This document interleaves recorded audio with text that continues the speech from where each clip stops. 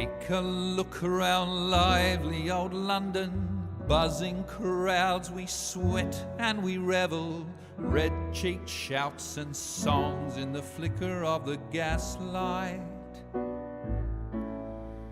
Eager blighty bursts from the cobblestones, racing, climbing, blooming fertility, born from secret seeds that are scattered in the night time. London is fed upon the meat of the dead. They're one shallow inch below the town. Underground, underground, leave them underground. That's most definitely what's up.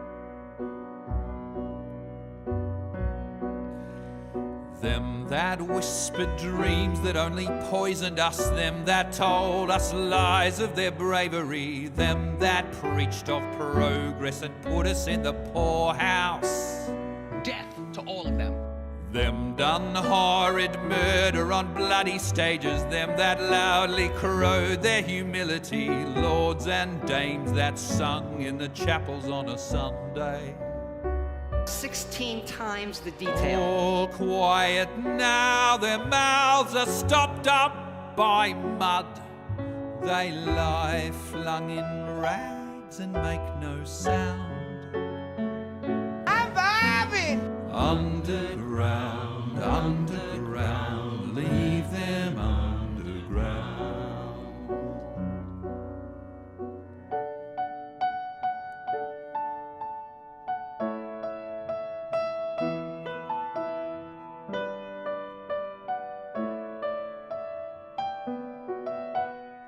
Shout out to the chess club. Those who fought for something better, those who taught by how they lived, loved ones taken long before their work was done. Underground, underground, leave them underground. Underground, underground, leave them underground. Underground, underground, leave them underground. Underground, underground, leave them underground.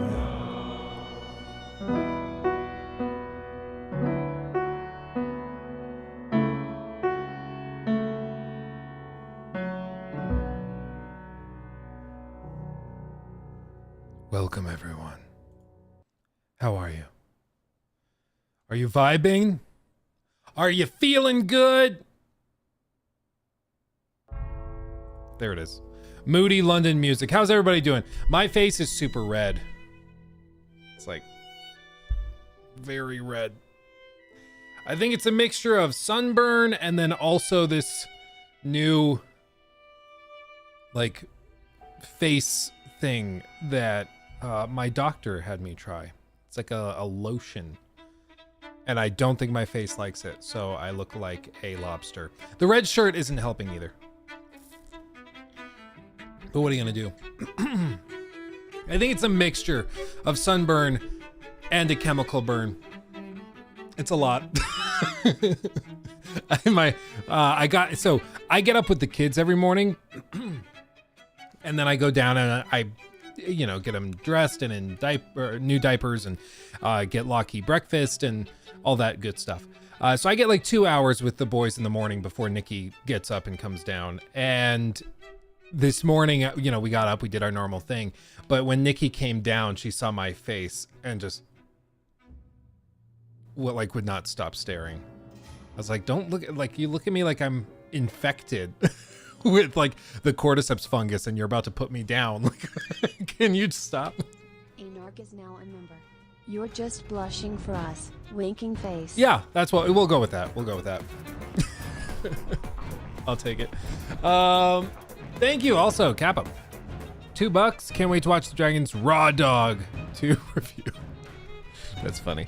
Yeah, no, in case you missed it, I did get my Dragon's Dogma 2 review put up. So if you guys have any questions that you have about Dragon's Dogma 2, I can answer them. I might even be able to show you gameplay footage to back up or show you anything. Already, I won't call anybody out. Already, though, I saw one review that went up where somebody reviewed the game, played the whole thing, and didn't know that there actually is a system in the game for people that get stuck on quests. They were like complaining about how they had no idea how to progress in the game and got stuck for a long time. And there's actually a system in the game for that. There's actually oracles. You can travel to the city. You pay like 50 gold. It's barely anything, especially later in the game. And they give you a hint of like where to go, which is super cool. It's super cool. But like apparently not many people know that. So if you really are stuck, you just have to travel all the way to a city and then spend a little bit of cash to get a hint of what to do next. But apparently not many people knew that, or people missed it. Is Dragon's Dogma good or flop? It's good. Dragon's Dogma 2 is very, very good. I love it, but it's very clunky. It has a lot of things some people are going to hate. And it also, just like, you know what, I have to say, I told you so. Now you can really see how red my face is. Oh my God, it's bad. I told y'all so. Because remember, we were watching those trailers and I said, look, performance is a big question mark. It's a big problem. It's a big problem. I wonder if I can... I don't have any cool graphs or charts or anything. I wish I did. But in my first 44 minutes with the game, I had 4 full-on hard crashes where the whole game collapsed and closed itself. They issued, I told the devs about it and sent them the error reports and stuff, and they issued a patch a couple of days later that seems to have fixed it. After they issued that patch, I only had one glitch. But in the meantime, they sent me a PS5 code. So I've played this on a computer with the 3070 in it that's upstairs, my here with the 4090, and then also on the PS5 that's on the other side of this. So I've tried it on multiple platforms. I've given it many chances. It's just not very well optimized, and it seems to mostly be CPU bound, because you'll be walking and you'll have characters like 20 feet in front of you through a like threshold of a doorway. Say there's like a big arch in the city. You walk through the arch and you'll see like 6, 7, 8 people just fade in, even though they're standing 10 feet in front of you. They'll just fade in. It's really weird. Really weird. Something I wasn't expecting. Starfield actually does it better. They're able to manage more NPCs much more effortlessly. The frame rate also plummeted. On PS5, it drops maybe 5 to 10% on PlayStation 5 when you're in cities. On my big PC, it would drop as much as 60 to 70% on my big PC, which is crazy. But it's because it's a CPU bottleneck. The CPU is what's holding it back. So the PS5 is, I don't know if it's only using one core or what it's doing on PC, but whatever it is, it's not taking advantage of the more powerful CPU, so it's held back in the same way. Rise of the Ronin, I can't speak on that because I've been drowning playing Dragon's Dogma 2, and I don't think the review embargo has lifted. So even if I knew stuff about Dragon's Dogma 2, or about Rise of the Ronin rather, I wouldn't be able to tell you yet. Let me just say this. I think there's going to be a lot to talk about with Rise of the Ronin when reviews drop. Okay. That's all I'm going to say. That's all I'm going to say. When does the embargo lift for Rise of the Ronin? I think Joe Raptor said tomorrow. I might be mistaken, but I think he tweeted that out. I might just be making that up, but I think it was tomorrow at some point. Average FPS, Emperor Hermit Crab, on PS5 probably average was about 30, but it bounces between like 27 and 33. Like it bounces all over the place. So did I try it on on the mid-range laptop? It depends on what you mean by mid-range, because that laptop is pretty nice. But like I said, I tried it on a 3070. I tried it, also on the ROG Ally. The ROG Ally, the like handheld thing. I did try it there. It runs like 28, 29 frames on low. And it is playable. It drops down into like the low 20s more often. So I wouldn't do any like crazy boss fights or anything on it. But if you're just exploring, it works fine. So you can play it handheld, which was kind of cool to see.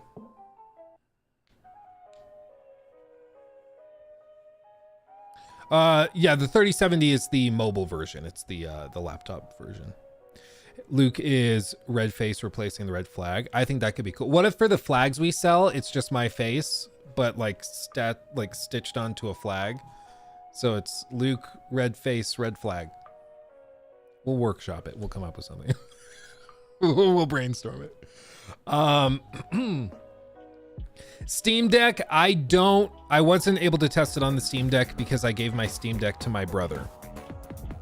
Because after I got the ROG Ally, I wasn't really using it. So.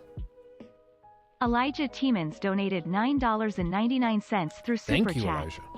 Hi, Luke. Enjoyed the WW game vid the other day. Off topic, but could you please do an impression of Bill Clinton saying, "I did not make a live service with that Wonder Woman, Miss Prince." Miss Prince, I did not make a live service with that Wonder Woman, Miss Prince. He always did the hand. If you go back, watch videos of Bill Clinton, he would always put his thumb like cradled in his pointer finger, and he would do this, like he was casting. It was really weird. I don't know why politicians did that for like 20 years. At least in the States they did, where it was like, I did not make a live service game with that Wonder Woman. It's weird. It's really weird. I'd say Capcom will do a patch for the FPS drops quickly. So they did do a patch. Like, what day is it today? Wednesday. I think it might have even been Friday, honestly. So it might have been Friday. But they did do a patch like days and days ago that did greatly improve performance. So like, I do want to say that they're taking steps to improve it. Like I said, I had 4 crashes in 44 minutes when I first got the game. And I emailed them. I was like, guys, I can't play this. It took me like an hour and a half to get 44 minutes into the game because it would crash and then I would lose progress and I'd have to go back and then I have to do it again. Like it was just ridiculous. Like it just didn't work. I was like, I can't play a 40, 50 hour game, but it takes me 150 hours because of everything that's like, like it just doesn't work. It doesn't work. So I told them that. They got me the PS5 code, which was awesome for them to be so responsive. Because I think they got it to me on the weekend, like, because I think it was happening on, no, that doesn't time out. It was after business hours for sure, but they were staying up late. They got me a new code and they patched it. And then I was able to play through the whole thing on, PC without much issue. Is DLSS frame gen in the game to help CPU bottlenecks? I don't think frame generation is in it right now. I've also been having YouTube issues too, guys, this morning. I don't know what it is. If everybody's experiencing audio hitching and stuff, that is weird. Yeah, I don't know. I don't see any flags or anything hopping and popping up on my end. Rate it from 1 to 10. Honestly, it's probably for me like a 9. The lack of optimization might take it down a half point because it's not like broken at this point at launch, as far as I can tell. It's just not like it doesn't run very well. Mike donated 10 Canadian dollars through Super Chat. Thank you. Did you see the new Aliens movie trailer? Is it the one that? Let me Google it real quick. New.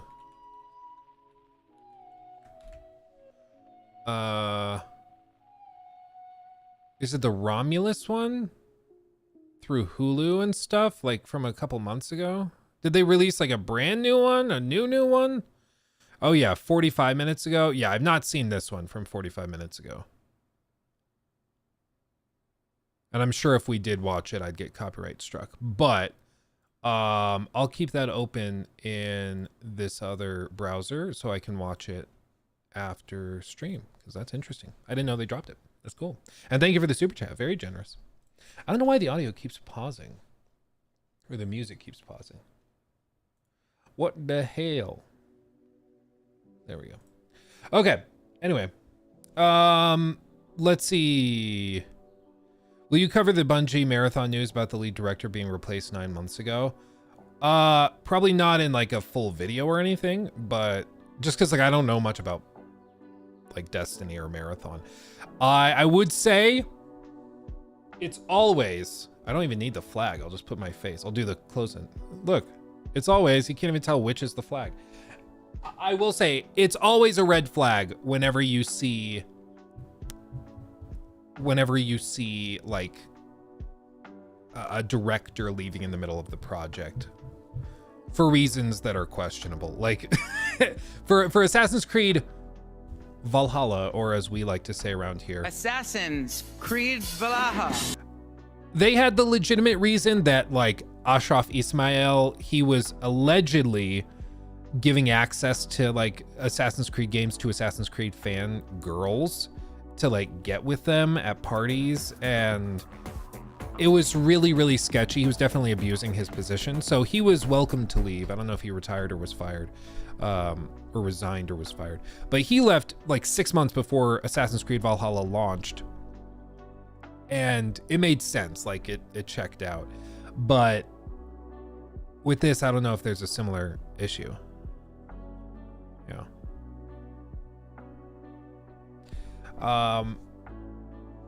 So yeah, it's with all of this, it's weird. It's weird. Bungie's been having lots of problems, so that's why it's so weird to me that everybody's like, yeah, well, Marathon will save Bungie. I'm like, we're just gonna assume that? Okay, whatever.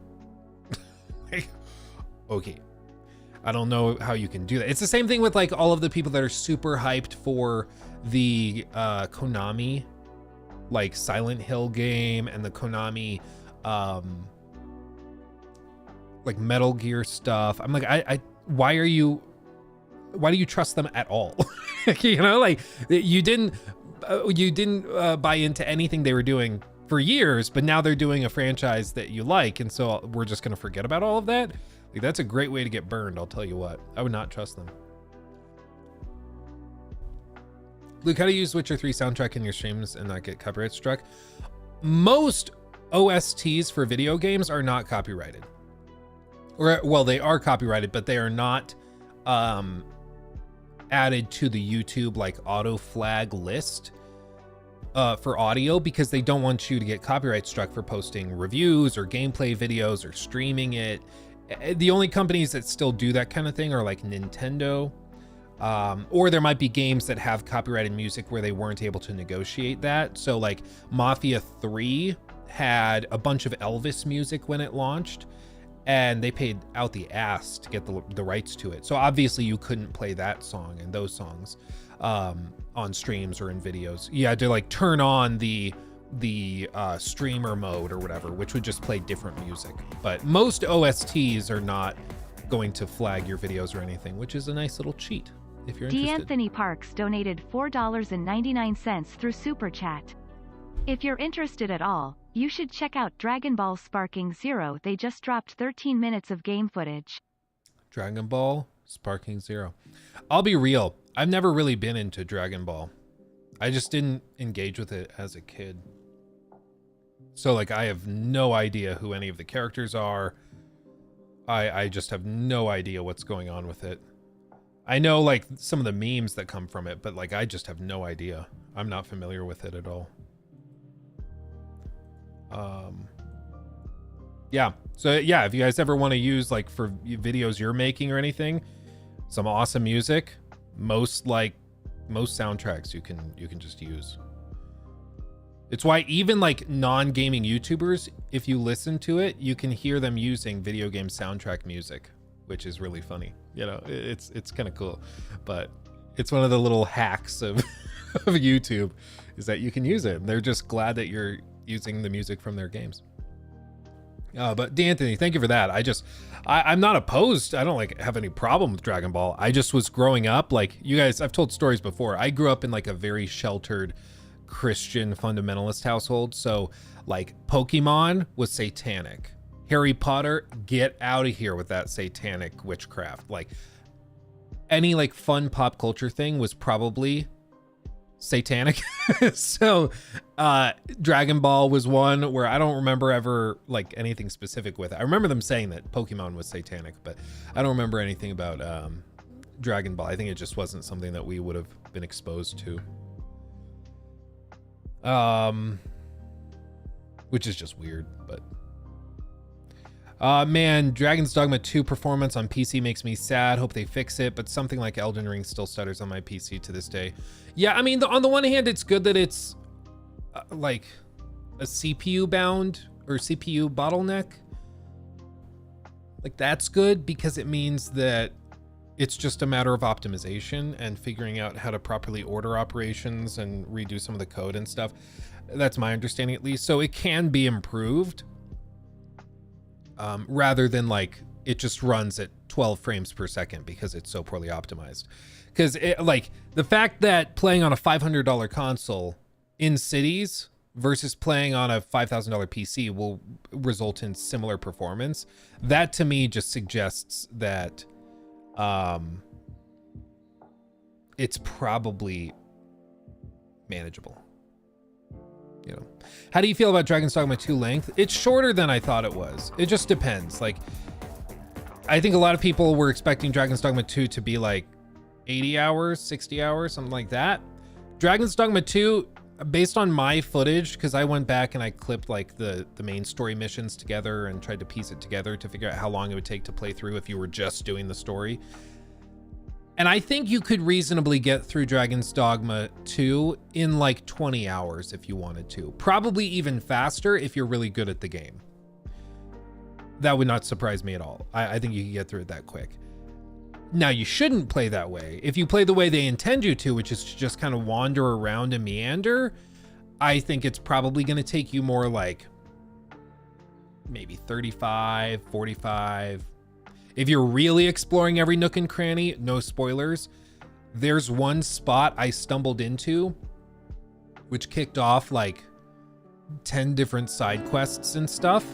Yeah, it's big. There's a lot. Tenacious Beagle is now a member. Oh, hell yeah. How are we going to mispronounce SSKDJL like how we do with AC Valhalla? It's only fair. Oh, that's good. We should do it. Well, there hasn't really been a meme with it. Skitigital. I don't know. Let's brainstorm it. Everybody, put your funny pronunciations in chat. Maybe we'll come up with something. Yeah, I don't know. Like Assassin's Creed Valhalla, that just came naturally because of the meme from the award show. But there hasn't really been anything for Kill the Justice League. Kill the Rocksteady. Yeah, that's a layup. That's easy.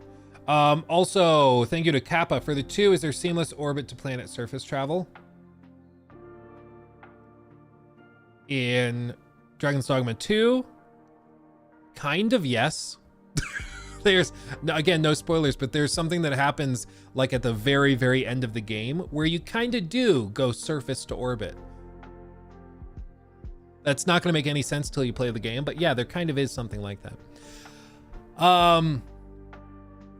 If you're a completionist type, do you think it'll be a reasonably large play time? Well, if it depends on what you mean by completionist. If you mean like getting all the achievements, it's probably, I don't know, maybe 50, 60 hours, I would guess. If you want to play through like the whole game with every vocation and do that stuff or hit the max level, I would guess it's probably much, much longer than that. You didn't get to finish your thoughts on the RG Ally performance. Yeah, I realized, because basically little behind the scenes thing for you guys in case you're not aware of how these videos get tossed together. I filmed like 30 minutes of the review. And initially, like, I was going to do the technical performance discussion at the start of the video, and then I was going to get into the rest of it because I was like, elephant in the room, let's get this out of the way up front. But then I realized that, like, the review was just chugging along and it wasn't really working that well. And I was like, you know what, we need to rework this. So then I filmed another chunk, realized my mic was muted the whole time, so I had to refilm it. So I basically filmed the video probably 2.5 times by the time it was done. So the ROG Ally bit, I think, got lost in translation, or just cut out, whatever it was. I think I just probably skipped that bullet point on my outline. But no, it runs on the ROG Ally. It doesn't run great. Like, I got it running on low settings at like 28 to 32 frames. Ironically enough, it actually runs similarly to the PS5 port. Probably a little bit worse. But of course at like 720p. So it's workable, but again, not ideal.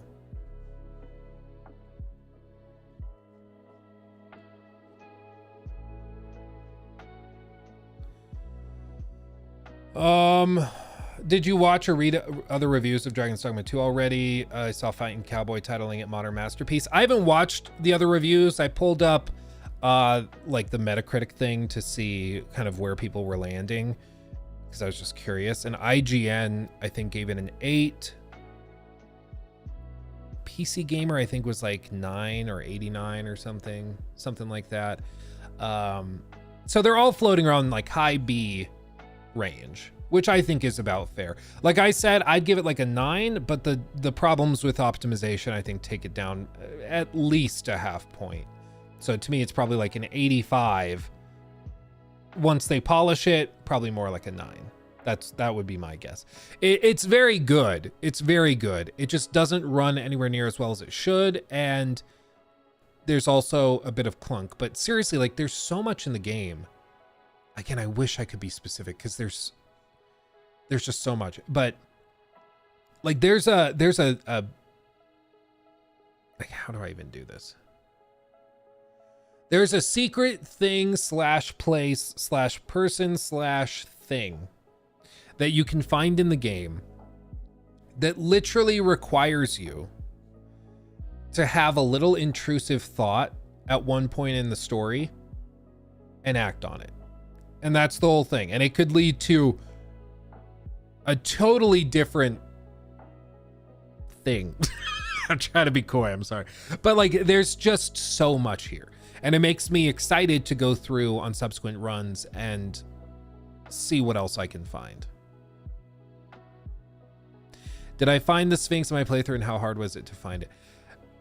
Again, this is like, it's so cool. I think actually, let me check the guidelines real quick, because there were a couple of topics that they asked specifically I just don't talk about until the game is released.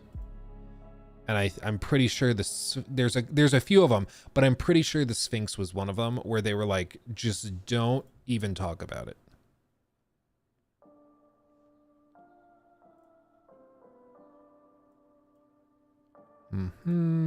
Yeah. Yeah.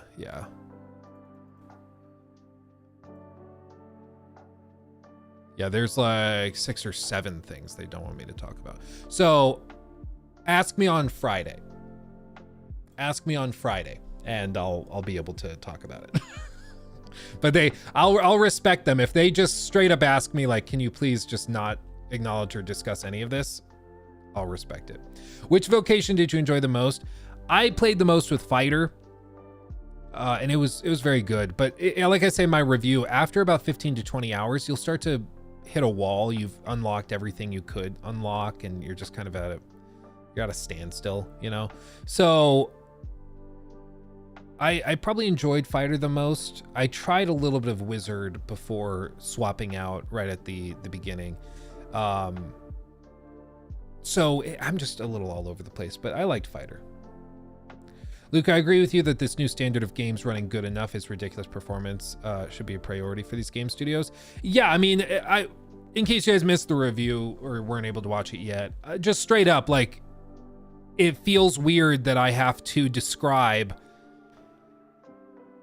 Dragon's Dogma 2's performance as good enough. Moving on to the next part of the review. It seems like we should be well past that and there should be higher standards. Like, we should strive for better than it works good enough. Like, I would hope we could do more than that, you know.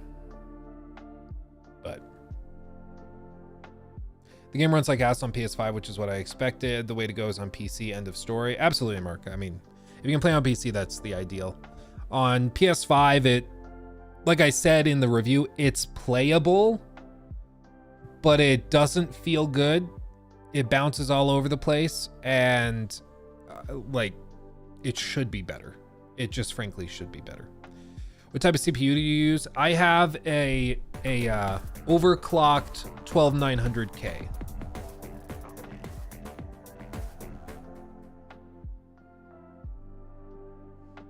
So I gave it every opportunity to be awesome, but what are you gonna do? Russell, thank you for the super chat. BW, or by the way, maybe Ubisoft, Activision, EA. Who do you expect or still trust enough to make the biggest comeback in gaming history with a new IP or sequel?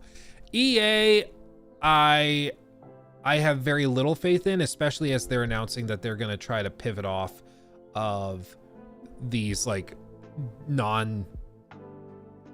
these like licensed games and stuff. Like, I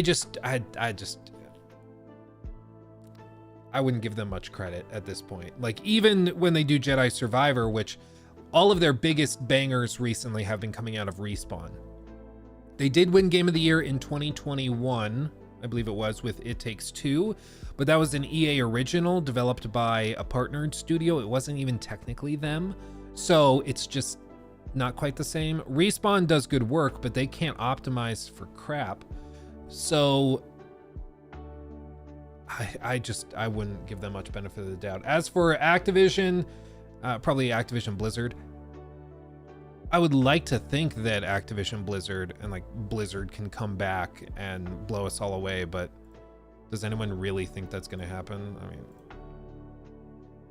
I'm not sure I would put much trust in them. And then Ubisoft, I mean, Ubisoft has, I think, potential to do some great things because the Star Wars Outlaws videos that we've seen look great, but everybody's standard is, well, it looks too good to be true. And on the one hand, like, this is one thing where I'm like, I'm actually probably long on Ubisoft for this year, because here's the deal. With all these other companies, like, we don't expect much of anything. We don't expect them to do very well, right? For Ubisoft, everybody expects garbage. Maybe this is like the big brain 4D chess move of this year, is that they chose to release Skull and Bones to start the year off. So everybody is like, nope, they don't know what they're doing. Don't take them seriously. And then they come out in maybe the summer or early fall, maybe, with Star Wars Outlaws, and it's pretty damn good. Maybe it is like Dragon's Dogma. Maybe it's like an 85 or a 9 out of 10. And then they come out with Assassin's Creed Red, which maybe is also like an 85, 9 out of 10, something like that. An 85 to people that were expecting a 5 is way better. Like, that feels way better to them. Whereas when you're expecting like a 10 out of 10 and it ends up being a 9 or an 85, that feels like a huge drop, a huge step down. It's why people were so disappointed with something like Starfield, is because those people hyped themselves up to the point where they thought that they were going to get a 10 out of 10. And when they didn't, they felt betrayed and they felt like it was a total waste of time, even though it's like, it's still probably like an 8 out of 10, maybe a 75 out of 100. It's not a bad game. It's just not a masterpiece. But when you expect a masterpiece, it feels like a flop if you don't get it, you know?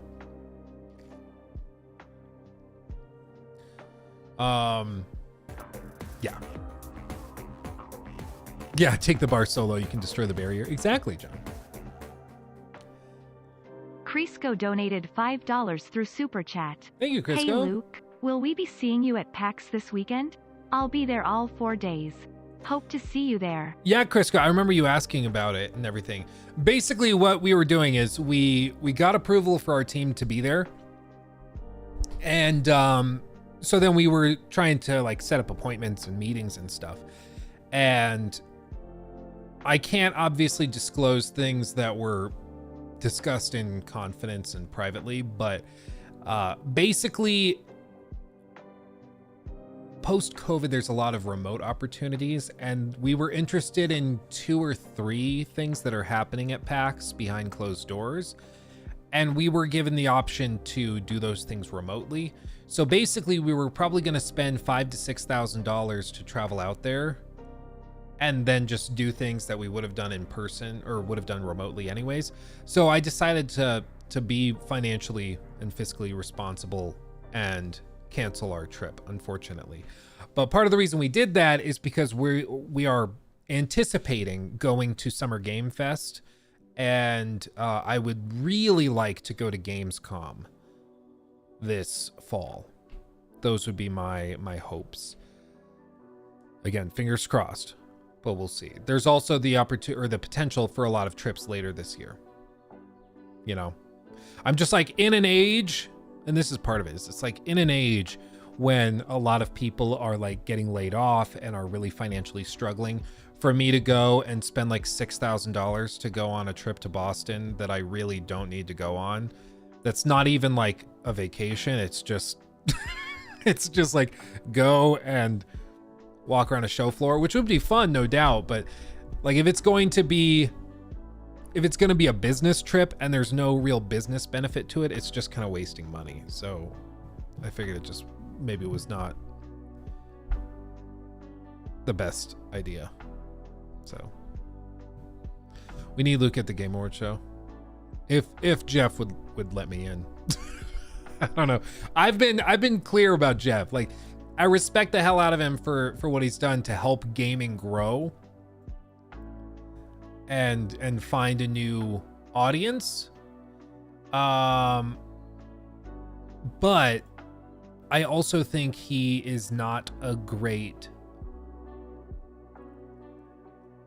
he's not a great representative, just because he is so obsessed with getting Hollywood approval and also making a buck that it discredits everything that is done. And it seems like every year there's a new problem with the Game Awards where it's like either there are too many mobile game commercials, or the next year it's like, okay, we'll calm it down on that. Then there's just too many MMO, like Japanese and Chinese MMO advertisements. And it's like, okay, well, this is ridiculous. And you gave like 10 minutes to Hideo Kojima saying nothing. But then when Game of the Year is announced, you rush them off the stage as they're saying thank you and honoring a past, like a developer that passed away. And you rush them off the stage because they're not Kojima. Like, it's just ridiculous. It's just ridiculous. John R, 6K, you staying in a penthouse? No, it's because we'd be flying 3 people. Like, it would be me, Jacob, and Trevor going. And then, you know, of course, hotel rooms. You have to factor in, like, food, travel, like, all sorts of stuff. So, is there anybody else to take the mantle from Jeff? The problem is Jeff owns the organization that runs the Game Awards. So the only person that can replace Jeff is somebody that Jeff wants to replace. Or wants to replace him. So there's no way for somebody to like step in and take over. So the only way it happens is for Jeff to give up control, which I don't think he'll ever do. It's straight up like in Hamilton when King George finds out, I mean, this is not just Hamilton, it's just the story of America, but when King George finds out that George Washington has stepped down to let somebody else take over control of the government, and King George is like, I wasn't aware that was something someone can do. I'm like, I didn't know you could do that. But yeah, it's just outrageous. but that's where we are. Like, he has to give the reins to somebody, and I don't foresee him doing that. We need more people like Charlie, and others to start a real one. Yeah, I mean, that's probably the only way you could do an alternative. The big issue, and this is the strength of Jeff Keighley, is that you have to have industry connections to do this. Like, you have to be able to go to PlayStation, Xbox, Capcom, Ubisoft. You have to go to those companies and say, like a year in advance, you can trust us. We're going to showcase your upcoming game. And so get us a trailer. Maybe in November, we'll showcase it in December. And you have to be so trustworthy and have such tight security and stuff that those companies can trust you with that information. And I just think straight up, there's been so many scandals with YouTubers that end up leaking information, or that get a little bit of a nod from someone and just run with it. There was just a thing the other day where like a Destiny YouTuber got lit up because somebody sent him an email and he made like a whole video and started a whole scandal within the Destiny community over it, when it was just an email he got. It could have been anybody. But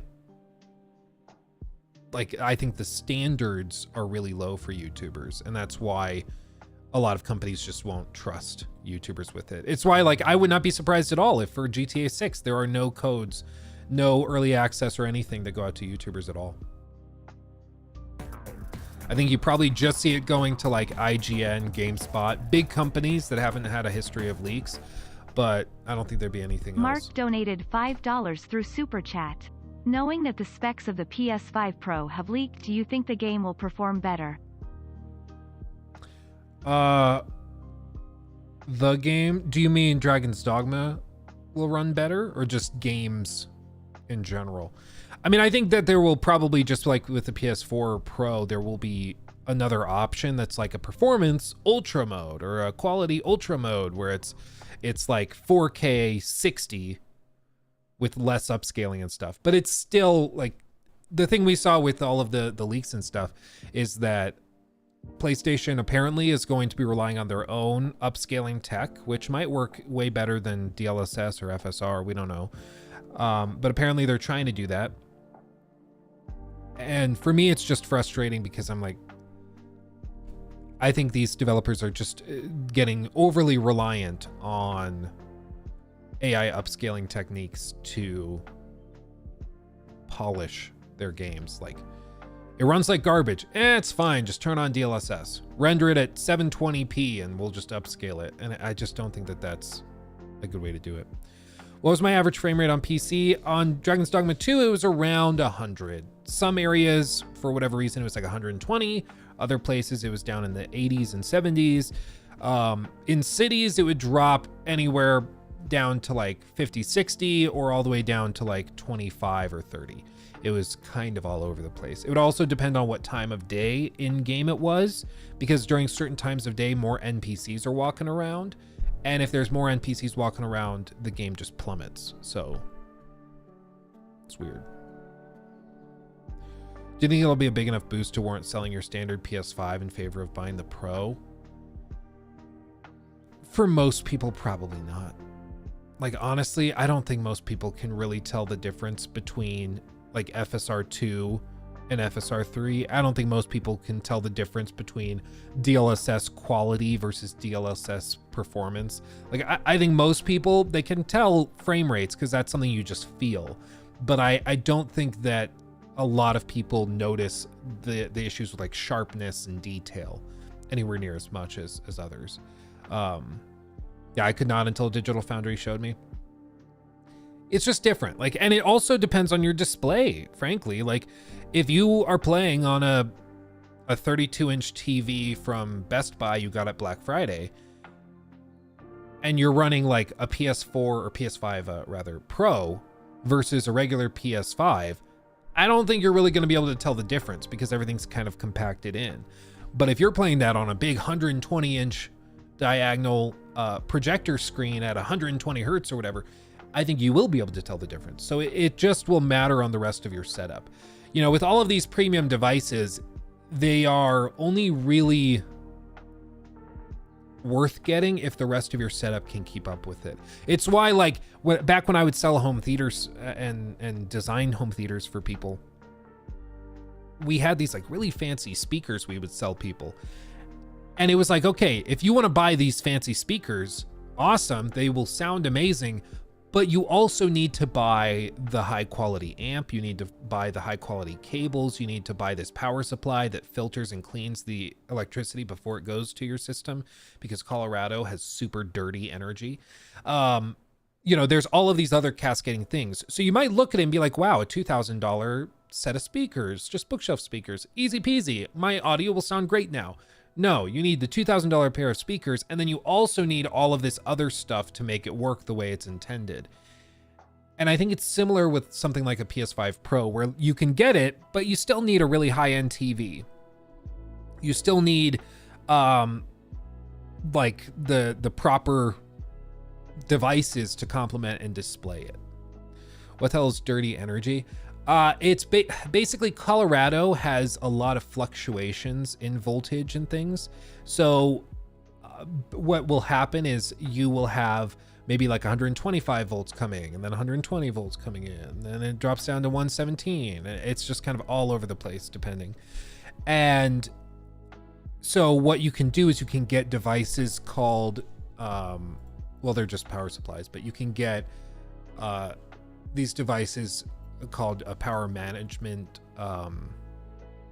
it's kind of like a power management deck, or I don't know what you'd call it. I don't know what the official name is, but it's these power protection units, and basically they just look like a big ass surge protector, which is basically what they are. But the fancy versions, this is not the fancy version. The really fancy versions, yeah, like this. This is what I have. And to be clear, I got this when I was an employee and I paid employee pricing. So for me, this thing was like $130 or something. But this thing will actually go in and like take the energy in and then output it at a consistent voltage, which for audio equipment that's really high end is super, super important. Otherwise you get ground hiss and hum, you get weird static noises and things. So this is what I'm saying though. Like if you want a $10,000 pair of speakers, you need to also be spending $500 on the power management system. You need to buy a $1,200 amp. You need to buy all of these other things, you know. Power conditioner, thank you. That's it. Yeah, or a power delivery unit. Yeah, things like that. So there's just cascading things that happen, but yeah. It's also apparently Colorado. I talked to an electrician, and the electrician was saying that he recommends replacing surge protectors in Colorado anywhere from every 3 to 5 years. He said every time there's a micro surge or a little surge that hits it, it's degrading the whatever capacitor, I don't know what it is. But he's like, it just will degrade it every single time. So this electrician was like, I would recommend going through your entire house, writing dates on all of your surge protectors, and every like 5 years, maybe just set it so 2020 you did it, 2025 you'll do it, 2030 you'll do it. Every 5 years, you go through and replace every single surge protector. He's like, it'll protect your devices. It'll keep them going for longer. You won't have that thing where just one day you wake up and your TV doesn't turn on. But a lot of people are still using power, like surge protectors from 2005. You know, it's just funny. Dragon's Dogma 2 is not out. Well, that's something new to worry about. Like, it'll still work as a power spreader. It's like a big outlet spreader basically, but it's not going to protect anything. Let's see. Zulfo, yeah, I should do a pinned comment probably, because a couple of people have mentioned the ROG Ally. The ROG Ally performance on low, running at like 720p, you know, really bottom of the barrel settings, it was able to run between like 27 and like 32 frames per second. It would get pretty rough during really chaotic sequences. The ROG Ally does not handle like the particle effects of Wizards very well. It really struggles with those, but if you're just like exploring or doing narrative stuff in Dragon's Dogma, it runs it just fine to play comfortably the entire game, start to finish on your ROG Ally. As for, maybe they're patching it to make it better, but when I tested it, it wasn't running that great.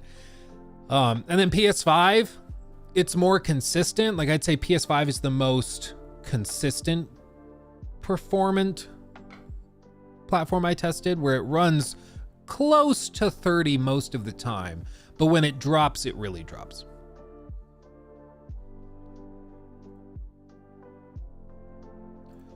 Ba ba ba ba ba ba ba.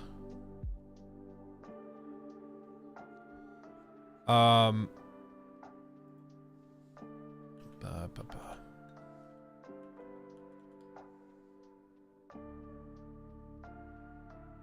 State of Unreal. Oh yeah, you guys were asking if we were gonna cover that. Should we look at this? Should we look at this? You guys are saying this is mad cool.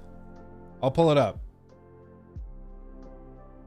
Is our bitrate okay? Yeah, it's better now. Okay, let's do this. Thank you also, 1999 Mad Max, for subbing with Prime on Twitch. Thank you, my friend. Okay, let's see this. Let's see this. In case you guys are not aware, there's apparently an Unreal Engine event going on right now. It's sort of like a series of tech demos where they're showcasing it. And they just dropped something for Unreal Engine 5 showcasing some of their new tech. Let's see what this is. Pleasure to introduce one of the greatest storytellers in video games, my good friend Amy Hennig. Amy, come on out. Oh, Amy. So in case you don't know Amy, I'm also going to crank audio a little bit because it's pretty quiet. In case you don't know Amy, Amy is the lady who is like one of the original creators of Uncharted. She's one of the people that really headed the day. She was the director for like Uncharted 1, 2, and 3. I don't know if she was the full-on director, but she was like executive. And then she was kind of welcomed to leave in the early stages of Uncharted 4. And that's when Neil Druckmann and Bruce Straley took over after they finished up The Last of Us. So she's been kind of AFK for a bit, and we knew she was working on one game that got kind of canned and canceled, and then she moved on over here. So it seems like this is probably what she's been working on. This is crazy. I didn't know she was okay. Let's see. Awesome to see you here. Thank you, Kim. And look, we are so excited to finally show what we've been working on at Skydance New Media. And I just got to say, I am so proud of what the team has accomplished. My God. It's incredible. Right. Amy, I'm sure the audience is wanting to know more about your game and the team. Can you tell us about it? Sure. Well, as the trailer hopefully illustrates, we are creating a story-driven World War II era Marvel action-adventure game with an ensemble of playable heroes. But here's what's important to note. People might not think this. This isn't some custom demo that we made just for this show. That's our game. That is your right? game. All the sequences you just saw in that trailer are all pulled right out of our game, running real time in Unreal Engine 5, no smoke and mirrors. Yeah. Is this not the trailer? Show me the trailer. Reveal trailer. Are they going to show it again? Okay, this is it. They're combing the streets. Why is all the audio so quiet today? Is my audio too low? Apparently. I'm the problem. Searching house to house. No, that didn't fix it. Okay. Well. Oh, it's because it's separate output. Okay, I see. Hold on, bear with me. If they arrest you two, they will take you to their headquarters, and you will not return. I'm more concerned with the 6-foot cat man who's got claws that can cut through vibranium alloy. It is freaky pretty. By my count, that makes 2 super soldiers loose in Paris. 3, counting you. And that's 2 too many. Golly, man. This is pixelated to hell because it looks like they just captured it right off the live stream. It's not like the native capture, but wowzers. Is there like the full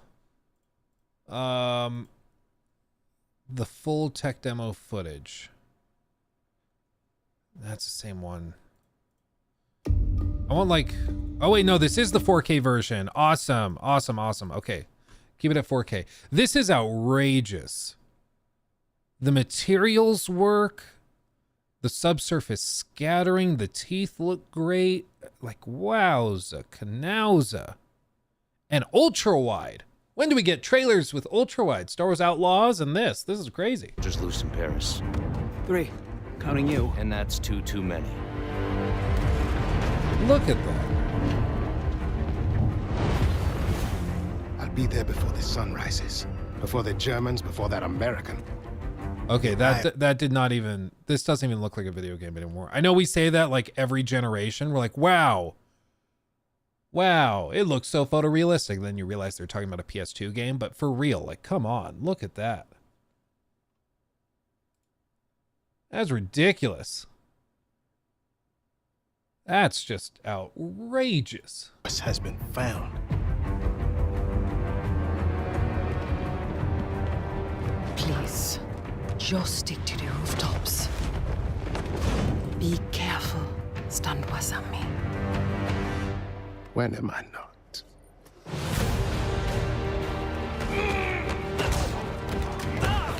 It's better if I tackle this one alone. You may encounter some obstacles. That won't be a problem. Our cat friend is definitely here too. And by the look of things, he's not very far ahead. The American boy is right on your heels. Who the hell are you? If you wanted us dead, we'd be dead. So what do you want? Answers.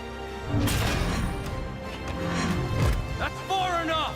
Stay out of my way! Stand aside! I do not take orders from anyone! I don't have time for this. Neither do I.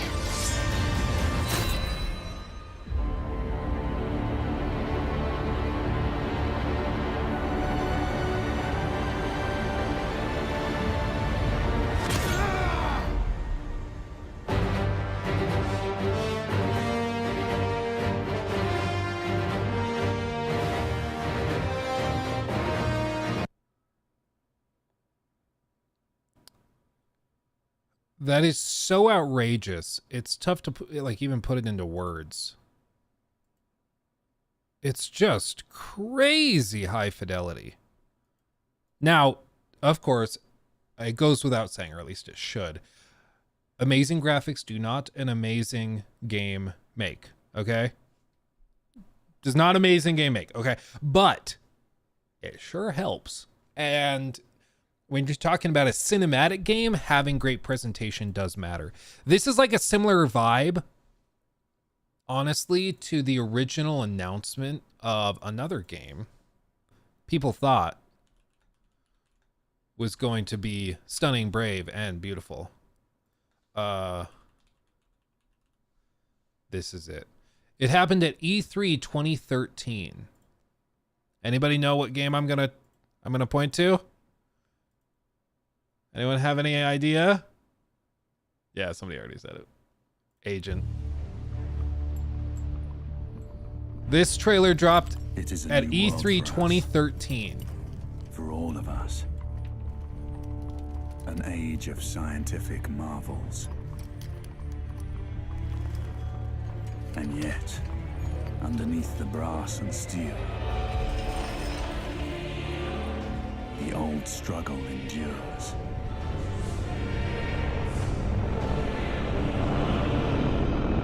The wall dividing life from death.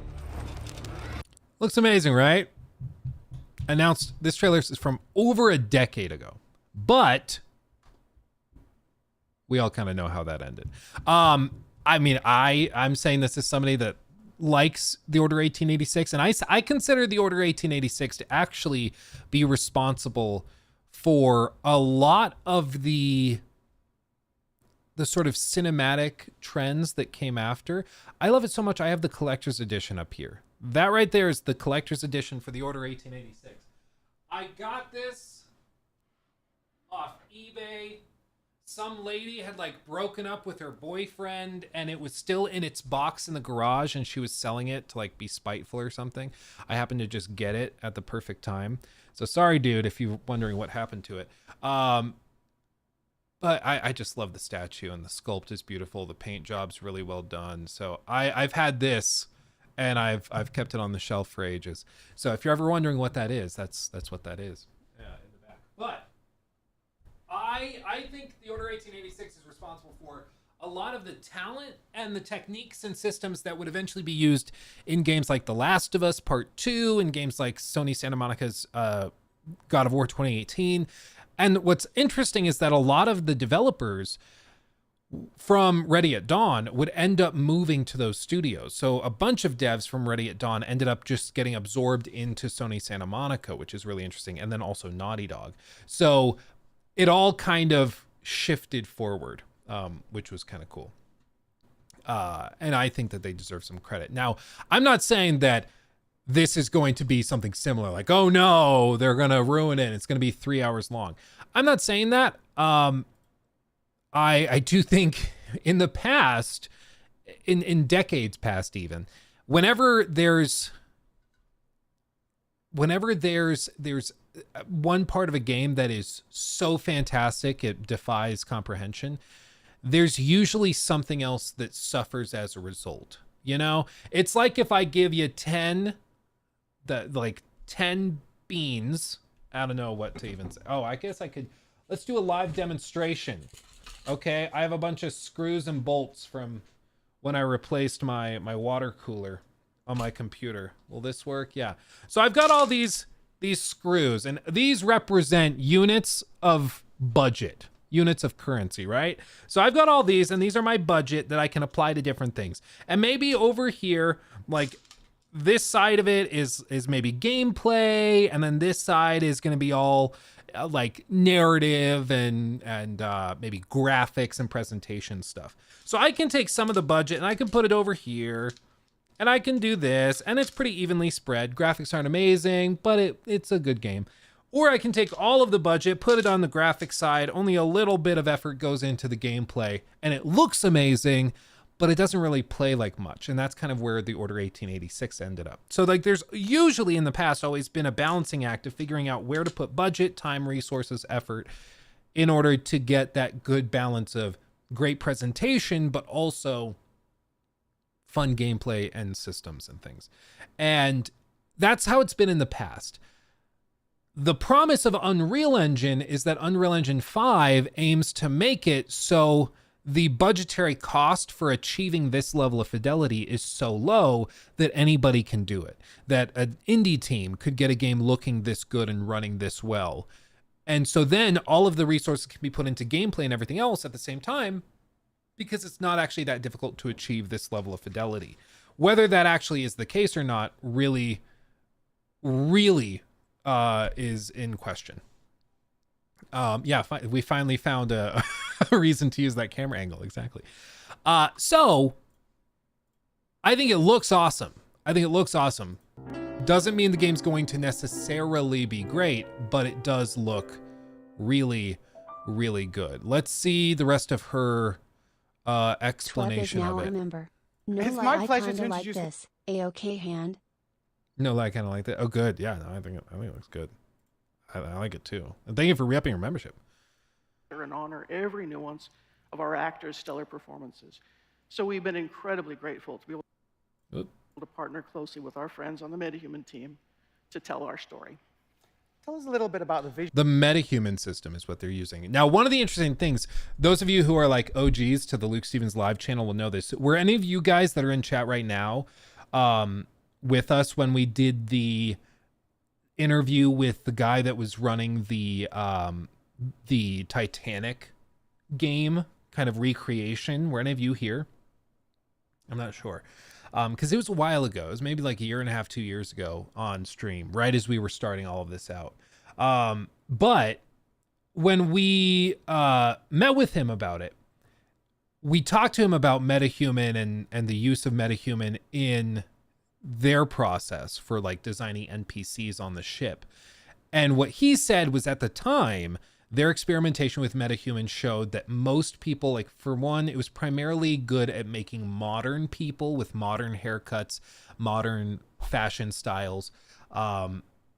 he said there wasn't a lot of support for older styles that you might see back in the 19-teens, or I'm sure also in the 1940s. And he said the other problem, which I thought was just funny, he said the other problem was that Metahuman resulted in a bunch of characters that all kind of looked like siblings. So he's like that everybody on the Titanic would just start to look like brothers and sisters. It would be kind of weird, which I thought was funny because it was like, it's a similar problem that Ubisoft games have where all of Ubisoft's characters and NPCs all kind of look similar.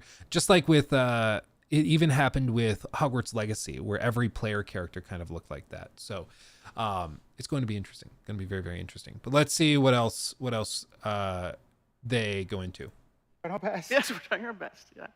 And look, when we're telling a character-driven story, it's critical for us to be able to really faithfully capture and honor every nuance of our actors' stellar performances. So we've been incredibly grateful to be able to partner closely with our friends on the Metahuman team to tell our story. Tell us a little bit about the visuals in the game. Well, again, thanks to Epic and the Unreal Engine development team, we've been able to leverage some of the new Nanite and Lumen features being released in the 5.4. And honestly, this is really helping our team to achieve a level of visual fidelity that enables us to present this authentically grounded Marvel universe. Okay. All right. Well, let's go. It scares me when they say authentically grounded, but then also say trying to make it tie into modern audiences, you know? Because it's like you're telling a story set in World War II. To make it approachable for modern audiences, to me, just sounds like having, you know, that like Google Gemini, like really diverse set of members of the National Socialist German Workers' Party. I don't want to say the word because YouTube.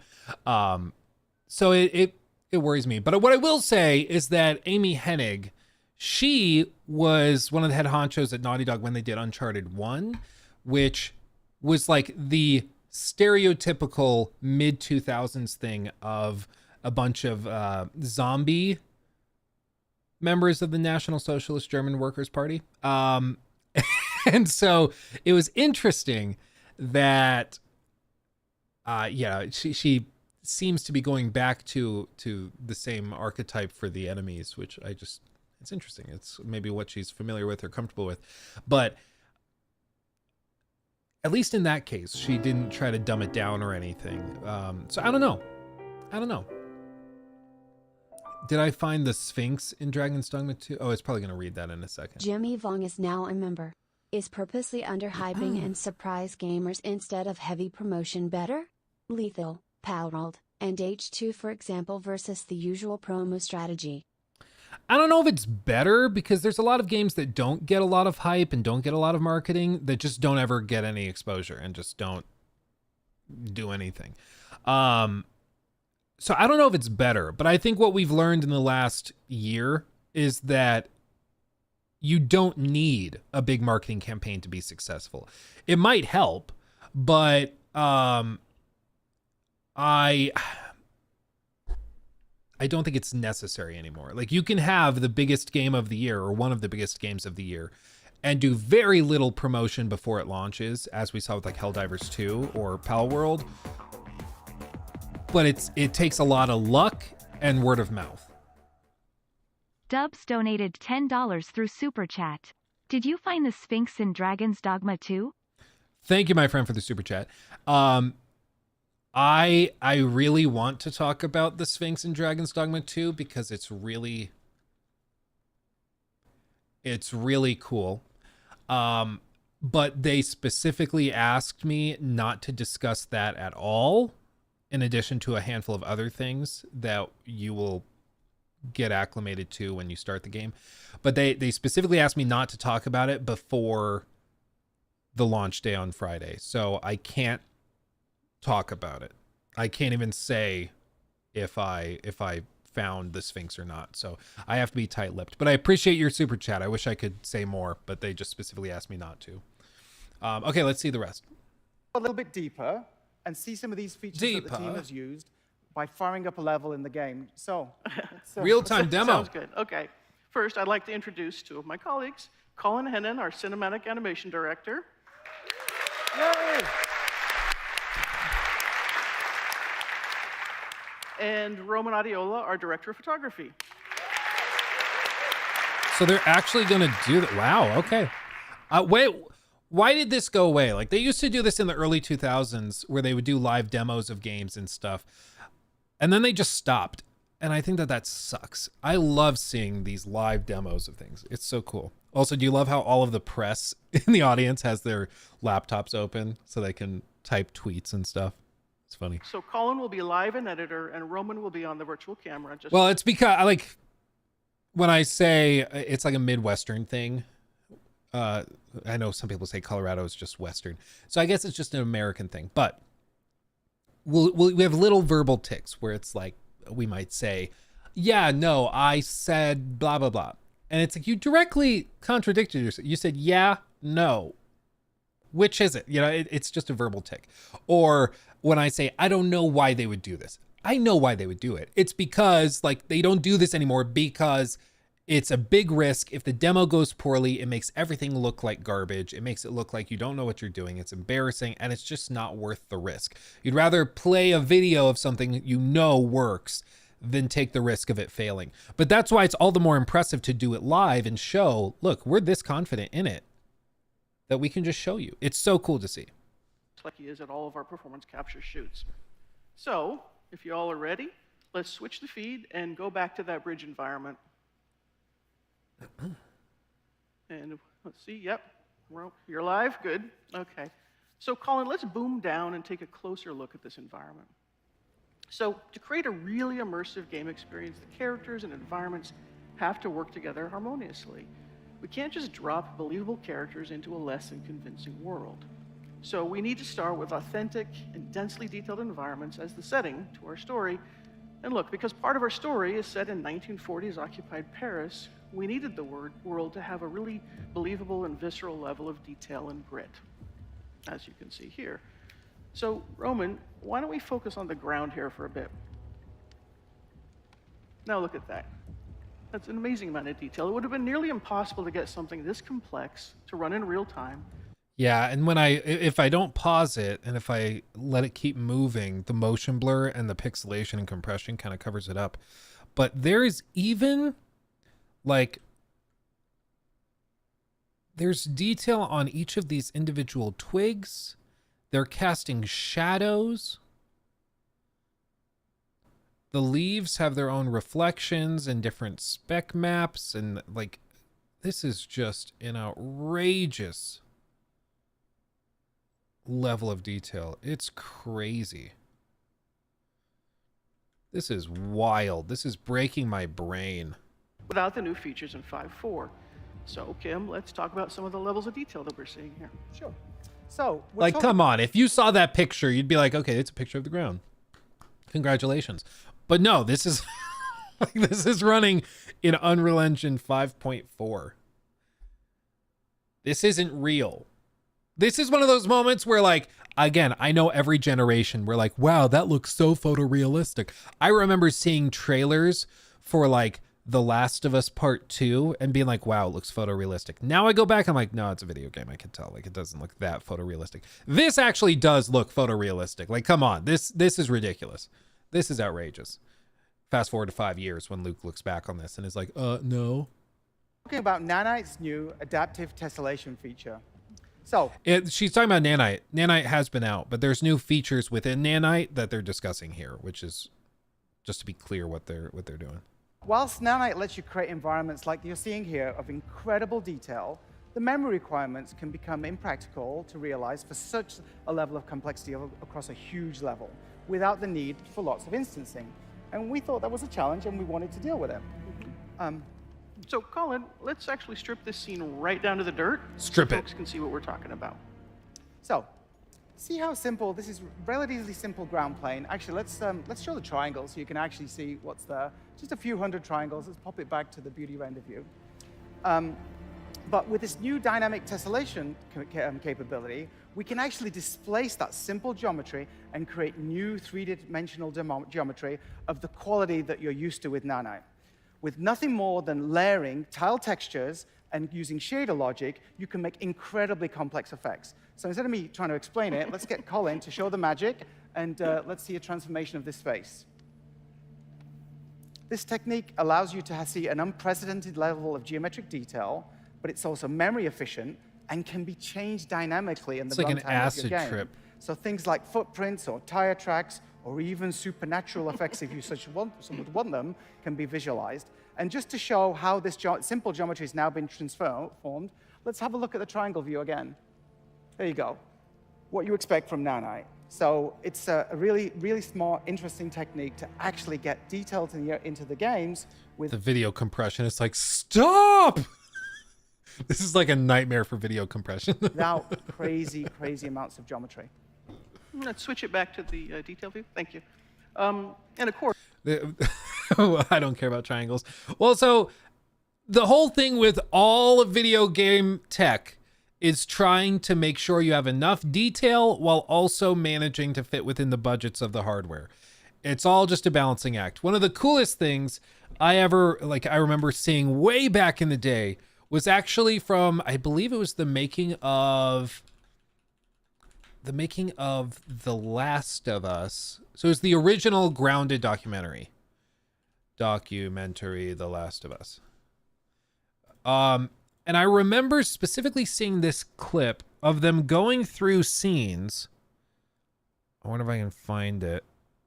And they were trying to balance the amount of memory used in each shot based... Is this it?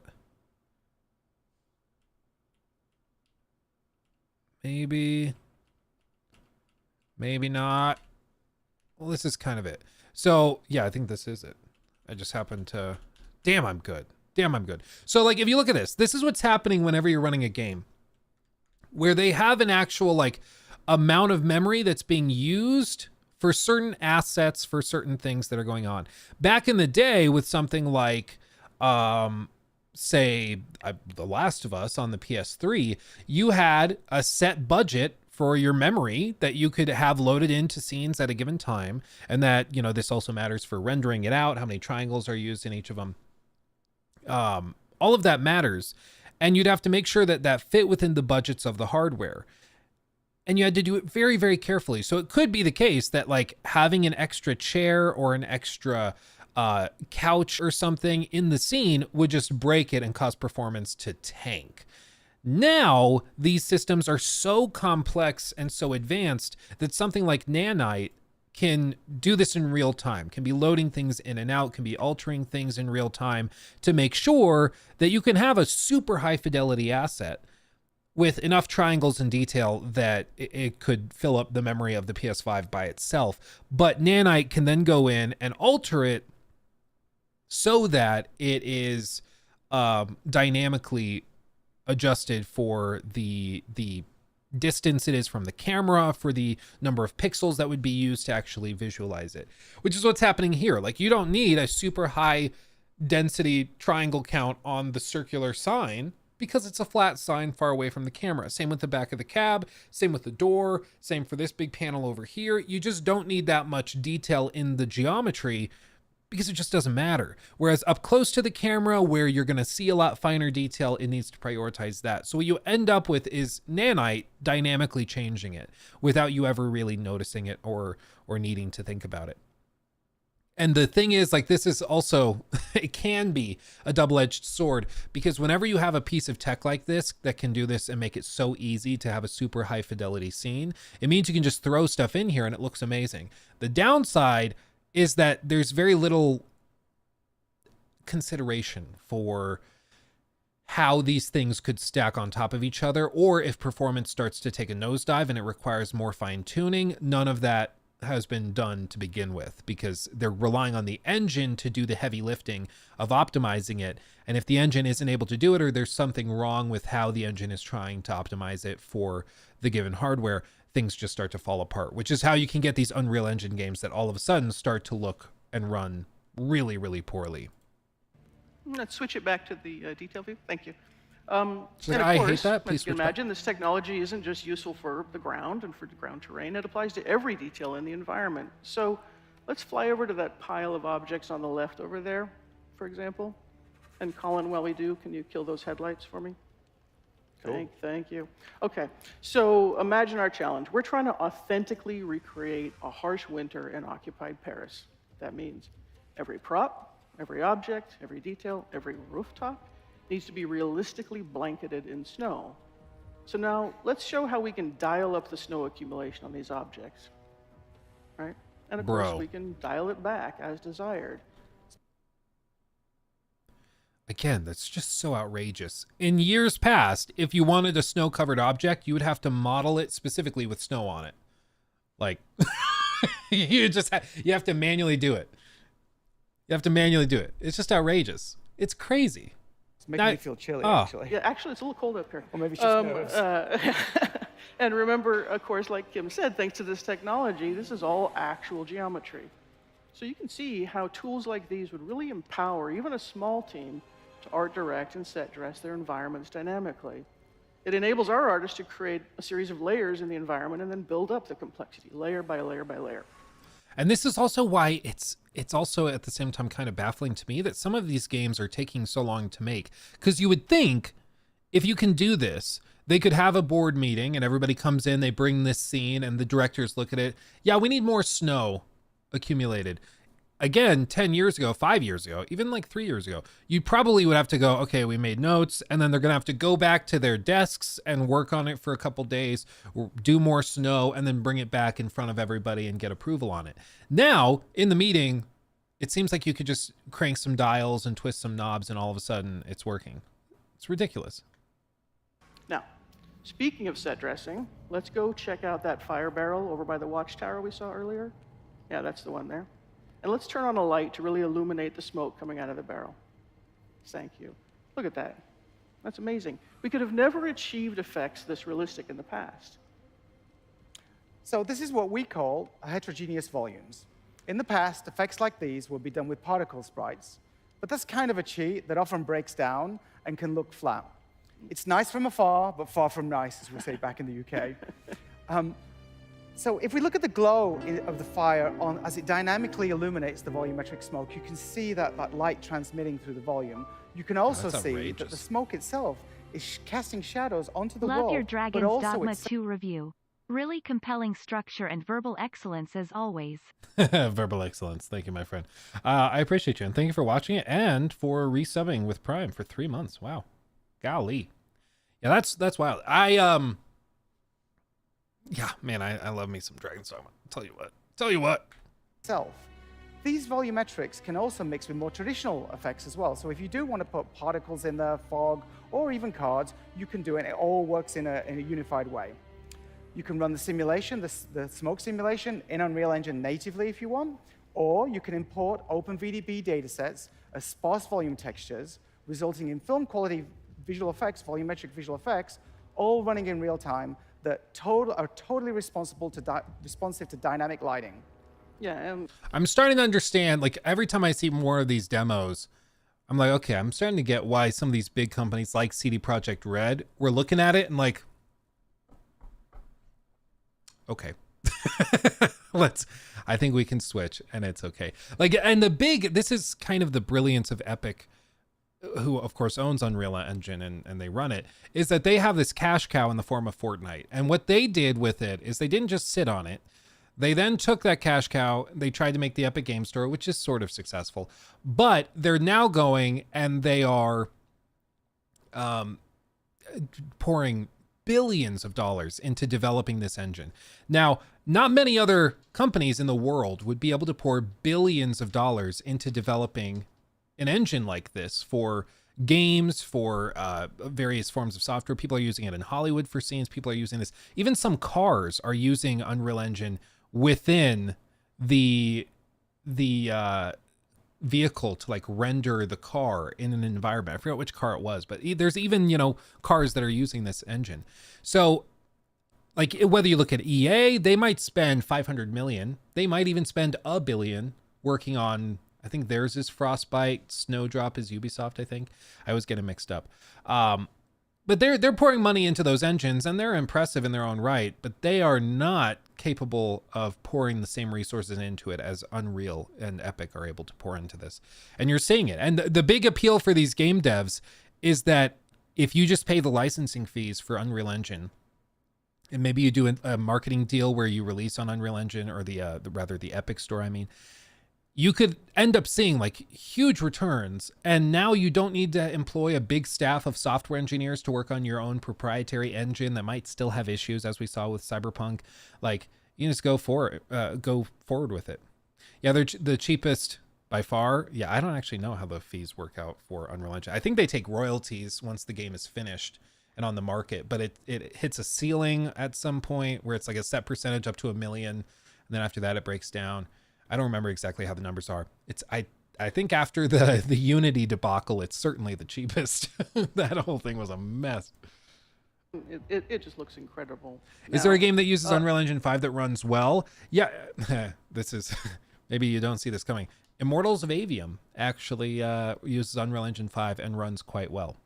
It's also a very pretty game. It has a lot of problems, but Immortals of Avium does technically run on Unreal Engine 5 and run decently well. Unreal Engine 5 is really heavy. It's tough to run it. You need good hardware for it to look this good. But if you have that hardware, man, it's gorgeous. Of course, all of this is just to help us tell our story, right? And the story is nothing without great characters. So let's head back over to the bridge and catch up with Cap. Now, an essential part of any character's persona, particularly a Marvel hero, is their look. And it can be really distracting if the outfit doesn't look as realistic and believable as the rest of the world. So you can see Cap. Yeah, it looks so good. But there's even there's still remnants and little traces of some of the tricks that they're able to pull. So like you'll see as the camera zooms in, watch these reflections over here on the water. In past years, typically console version or console quality games would run with, of course, screen space reflections or maybe QMAPs or something, but usually screen space is what most games ended up using. And then in recent years, we started doing like ray traced stuff, and even like Spider-Man would use quarter resolution ray traced reflections off of glass in the city and stuff to get better performance. But what you'll see here is like as the camera pans in, you're going to see the focus lands on Captain America. And so the background gets bokeh out. The depth of field grows stronger further back. And what the engine is able to do is it's able to lessen up the detail now that it knows you're focusing on this character. And so you'll see the quality of these reflections drop off, but it's because they know that you're not looking at those reflections. And it can be so as really the camera comes distracting if in, the outfit doesn't look as realistic and believable. quality just drops off because you don't really need it. And it's blurred out, so you don't need to render those reflections as highly. You can just pivot off of it.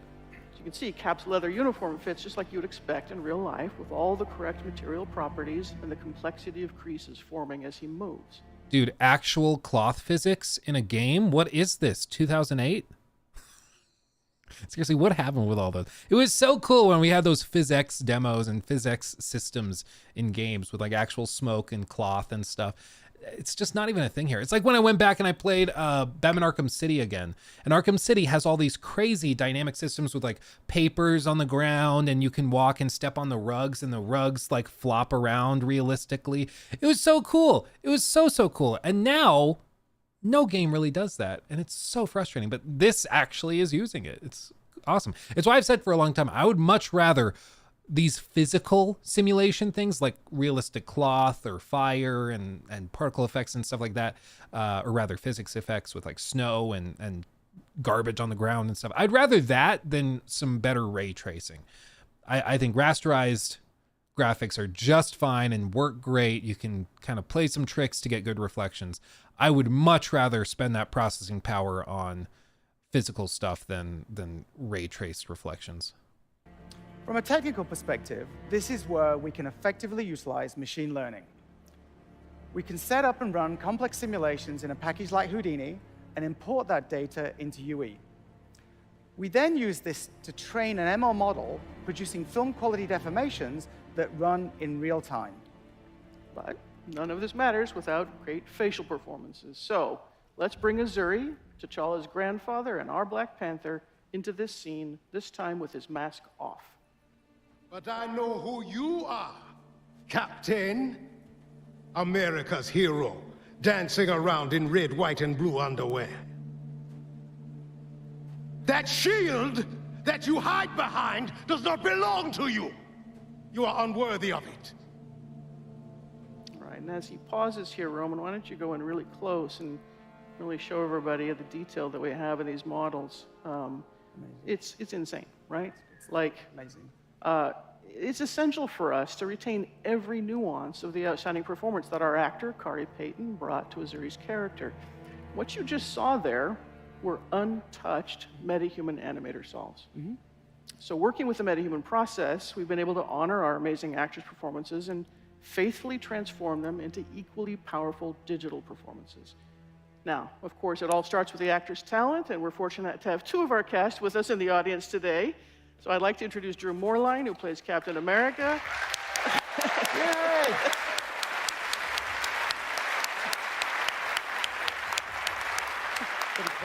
Yeah.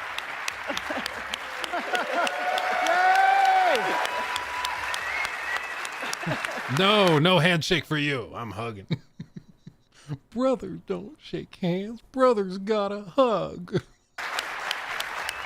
And Kari Payton, our Black Panther. See, they hug. They're friends. They're not really fighting. It's all good. And of course, I want to take this opportunity to thank them and the rest of our wonderful cast for going on this incredibly crazy journey with us. And now, as a special treat, let's take a look at the entire bridge scene that you saw earlier. But this time, we'll keep Azuri's mask off to really showcase what we can do when all this incredible talent and all these amazing features come together. But remember, this is running entirely in real time. Awesome.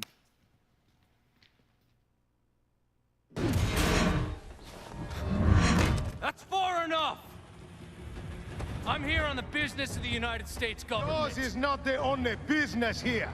Stay out of my way. Stand aside! I do not take orders from anyone.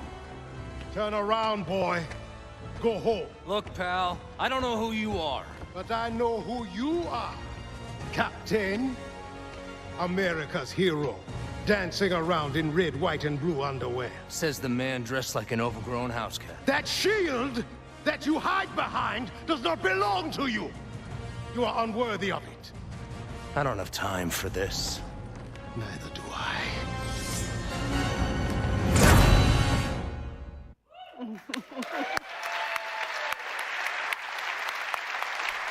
Yes, right. With the mask off, there's like a little uncanny valley, just a little.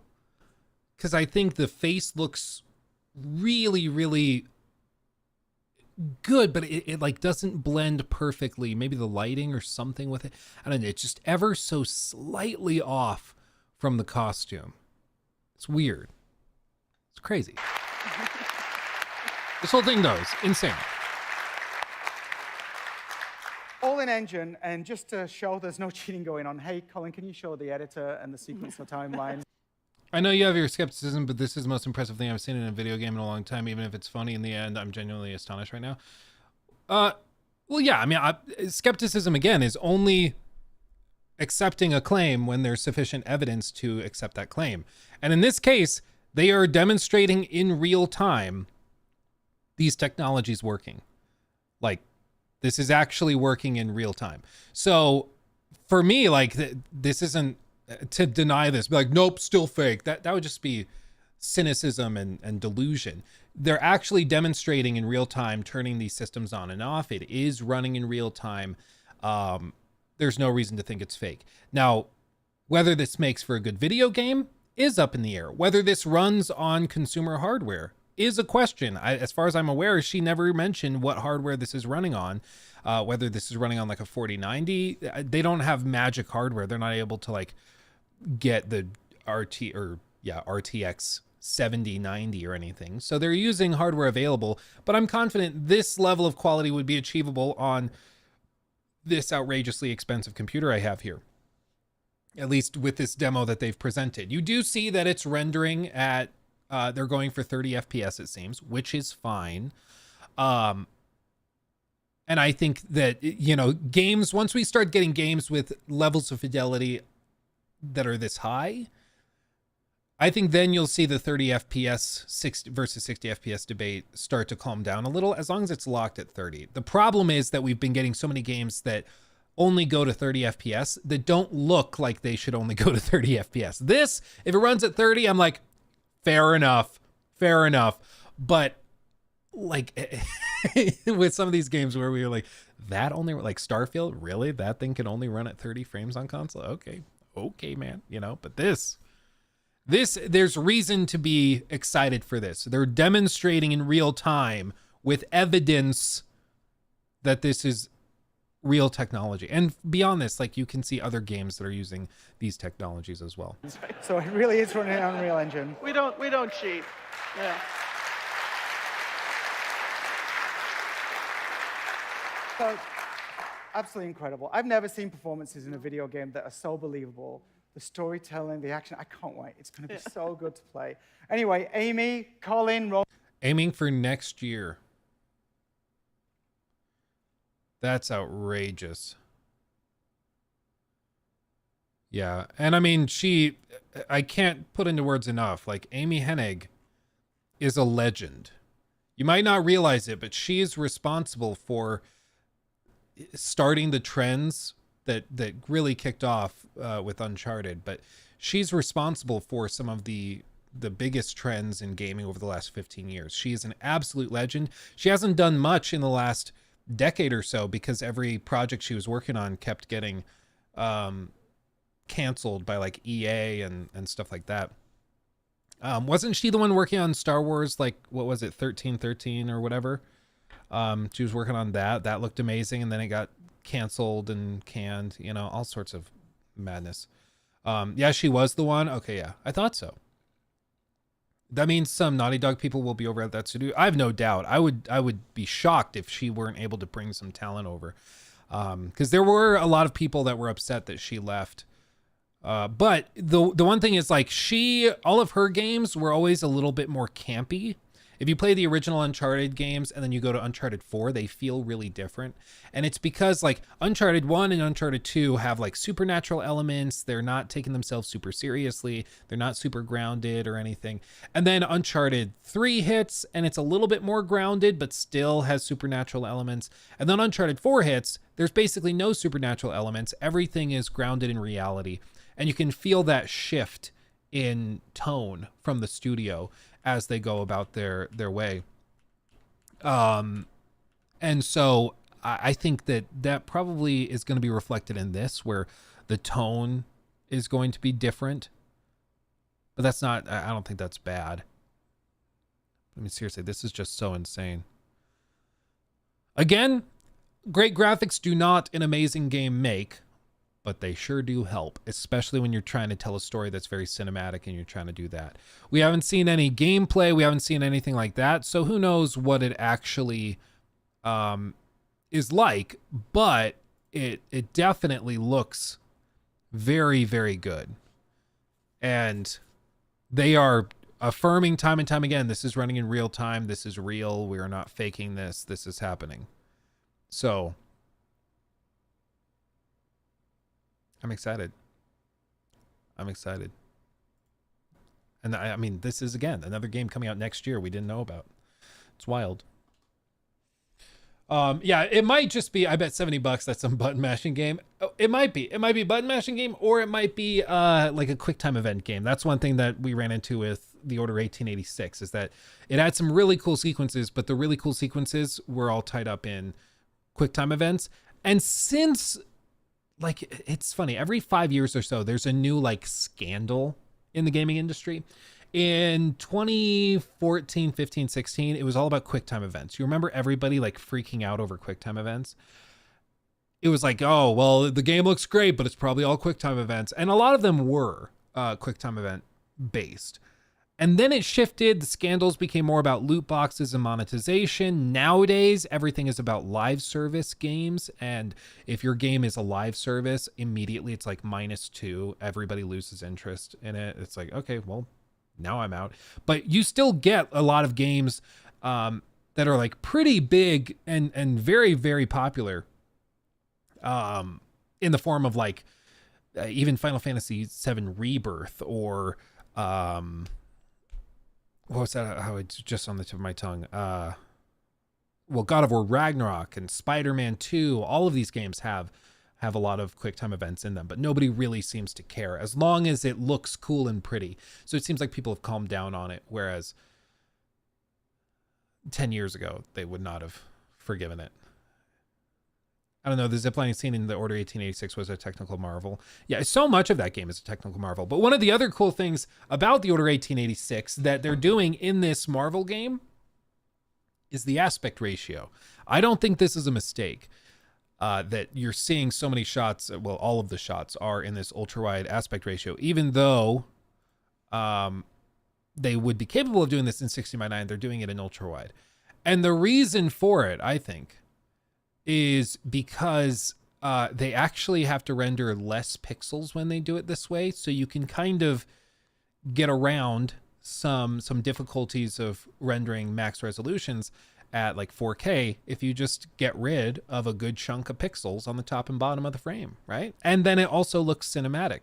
So what the Order 1886 did is that they had big black bars on the top and bottom, so it was a very cinematic aspect ratio, which made it feel really cinematic. But also, it helped them by basically getting rid of, I think it was like 30% roughly of total pixels. They just didn't have to render anymore because it was all just black bars. So it's one of those little things where it's like, wow, ultra wide. That's so nice of them to show, wow, look, we're supporting ultra wide. Sometimes there's another reason where it's like, well, yeah, but we also don't have to render as many pixels. So it's easier to achieve higher fidelity because we don't have to render as much, which is kind of cool. Let's see, Mr. Raves, thank you for the super chat. What CPU do you have in your gaming PC? Luke, I have a 5800 X3D paired with a 4090. I hope Dragon's Dogma 2 will at least give me 30 FPS in big cities. Yeah, I have a 12900K that's overclocked and water cooled, so it gets the job done. It does the thing. I will say it seems that for Dragon's Dogma 2, what it's doing is that it's only using like a single core. Or it's only using a couple cores or something. Like it's not using the full power of the CPU. That's the problem with it. So the bottleneck that hits the PC version also hits the PS5 version, and it all kind of cascades from there. Nobody's safe, you know. Does Dragon's Dogma 2 have a new game plus? I am genuinely not sure if I'm allowed to answer that question.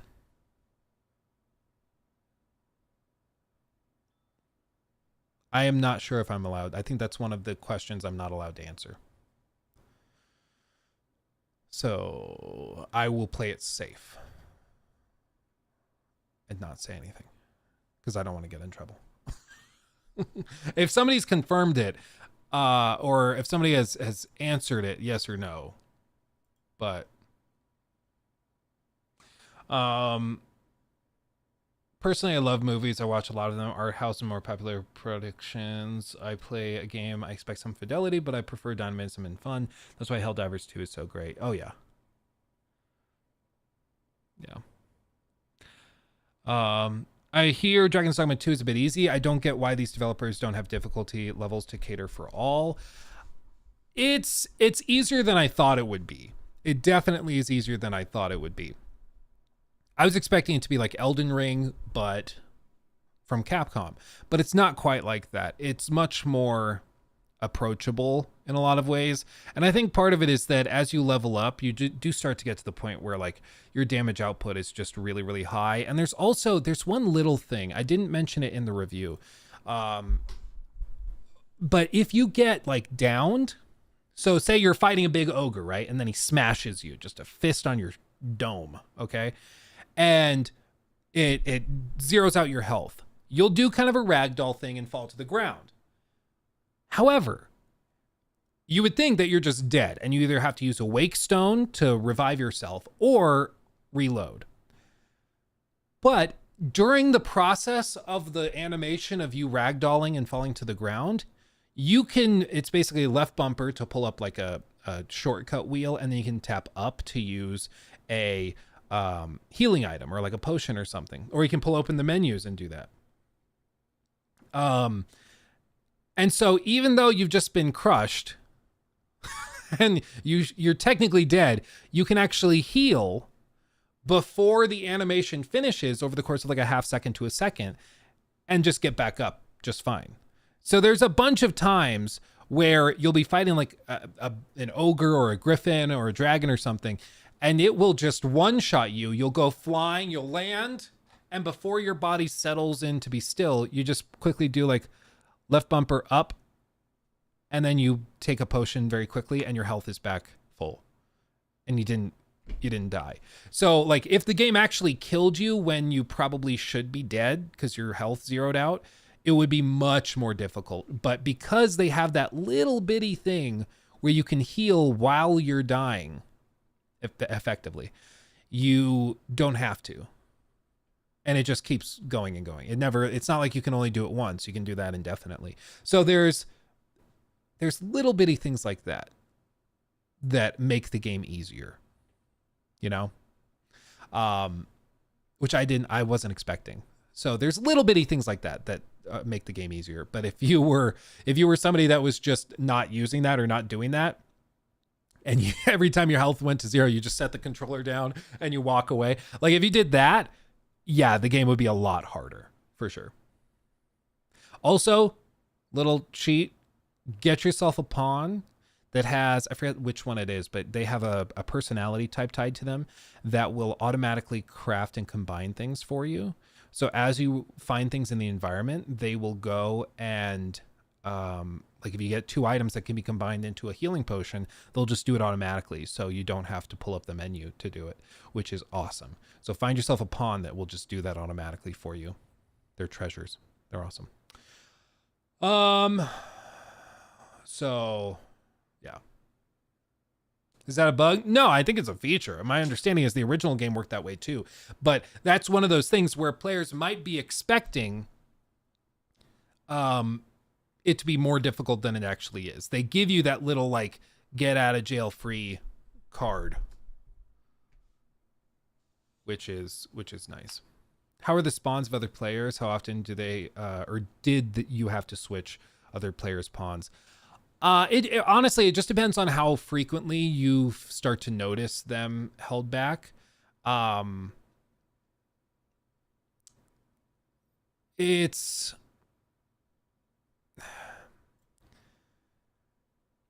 honestly, like you could replace them every time you level up. Like, oh, you have a level 30 pawn. Replace it with a level 31 pawn when you get the option to. The way that they balance it is that it requires Rift Crystal or Rift. Yeah, it's RC, Rift Crystals, I believe is what it is. And so you get those by completing missions, by finding these little like places in the world that give you 30 at a time. So you gain a bunch as you go through the game. And at one point I was level 30 and I found a pawn wandering around the world. I believe she was named Zelda and she looked like Princess Zelda. And she was a magic user, which I thought was funny. But she was level 39. And so I was like, I need her. This is great. But she cost like 900 of these Rift Crystals. And I had like 1,400 and I had been saving for ages. So it was a big expense. Like, again, only 9 levels higher than me. But the other way you could look at it is that she was like 30% more powerful than me. So I decided to pony up and I paid it, and I got this really powerful magic user on my my team that I could use for some of the final encounters in the game. And so there's no like level cap. They don't do a thing where it's like, oh, you can't recruit this because they're higher than your level. They don't do anything like that, like in Shadow of War or anything. They let you go and do it.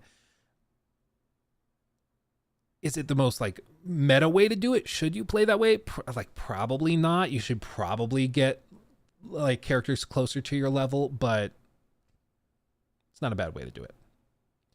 So she was bound to be expensive. Yeah, well, when she's that high level, I think it dynamically scales it. You can send pawns out basically on quests for you and ask for certain rewards and things, but my understanding is that the RC cost is dynamically set by the game based on how higher or how much of a higher level they are than you. Do we know the max level? I don't know the max level, honestly. I don't know. I did not hit it, and I have not. Yeah, people have been saying 999 because in the character creator, there were, like, that's what was indicated. I don't know if that was just a placeholder. If you just, like, do subsequent runs and you just keep cranking and building your level, that wouldn't surprise me. But yeah, I did not hit max level. Josh, super chat, thank you for the 5 great British pounds. Loved your Dragon's Dogma 2 review. Are there unique armors to discover, and what did you think in general of the armors? P.S. I also suffer red face issues. Dude, for real, mine is very irritated right now. I will say for the armor question, there are a bunch of different armors. There's a bunch of different armor sets that are specific to certain vocations. So just be careful. Like, some people might buy them based on how cool they look and not realize that they can't equip it to themselves or they can't equip it to their pawn. And so you're just screwed. And so, like, if you buy something for 30,000 gold, reselling it immediately is going to be like 5,000. So you're going to just be screwed and down the river without a paddle. So I would say be cautious and really double check before you buy things. But there are unique outfits and armors and stuff to be used for sure. And they have different buffs and different things that are very much worth getting. Later game areas have much better gear. So like, I would recommend when you're playing the game, don't stress too much about armor and stuff in the first half. And as you get later, there's a lot of good stuff. What about the story? Is it good? It's good enough. Like, it's also as good as you let it be, because you can blast through a lot of it and not take the story very seriously and just rush to the end.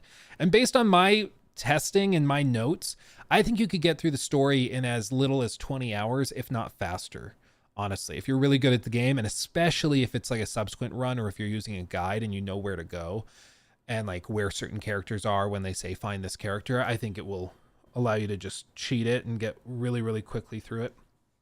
But the story is pretty, again, it's good enough. It's good enough. I still think that there's not enough experimentation or like main story exploration of the NPC systems, because there's cool stuff you can do where, like, if you kill a character or an NPC, the other NPCs in the city, like the city guard, will go and collect the body, and they will take the body to the morgue, and you can break into the morgue and resurrect them with a wake stone. It's super cool. It's super cool. But there really are not any quests in the main campaign that really take advantage of it or let you do something cool with it, even though it seems like that would be a layup. Like, that's such an interesting mechanic, but it's never really utilized. There's some side quests that explore the concept that I'll be coy about, but I would have expected the main story to explore it more. Do you get any rewards if anyone uses your pawn? Yeah, so like if I send out, like my pawn was named Aslan, and he was a big cat looking guy that looked like a lion. He used the deep magic. I thought it was funny. So I would send him out on quests where you can basically set like an objective. And so I would say, I want to go for badges, a certain pawn badge. And it would be like, I want you to kill an ogre with him in your party.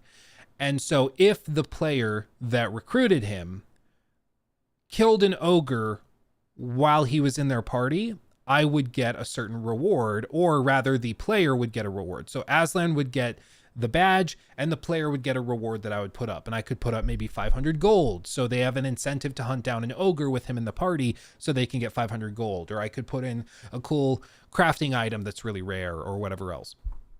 And it's the same thing for you. When you recruit somebody else's pawn, they'll have usually a quest associated with them where it's like, keep me in your party for 3 days, or explore this area with me, or kill this type of monster with me. And you'll get paid out and get a reward if you do that. Fextra Life had a review, and he said he wasn't really hooked into the game until 30 hours in. Up to then, it was kind of meh.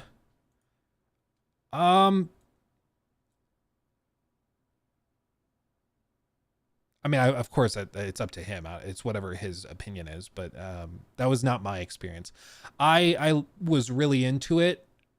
I would say, like, The first half hour is a little rough and clunky because like one of the first things you do is you like leave this little encampment and then they're like, okay, and here's some harpies to fight.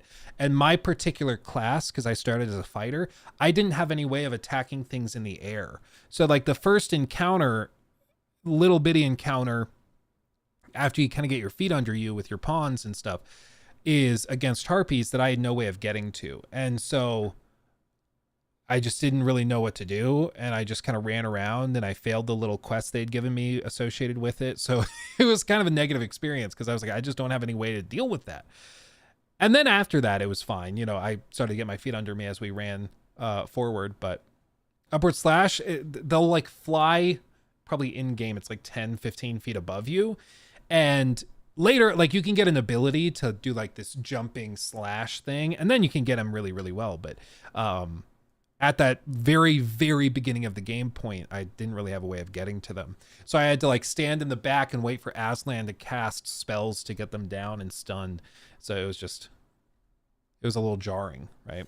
But if I didn't, like if my pawn were a thief and he also couldn't really jump or do things ranged that was high and targeting those higher enemies, there weren't many options.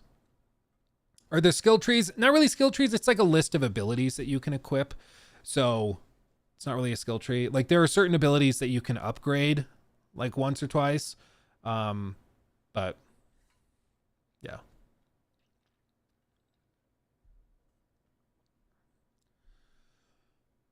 Talk about PC performance. Yeah, I mean, like I said in the review, it takes some tweaking. Once you get it running, it's a good time. I mean, it works fine.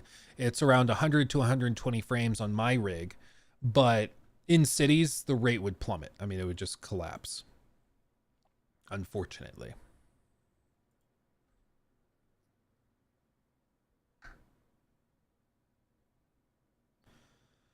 Ba-ba-ba-bum, bum-ba-bum. Okay.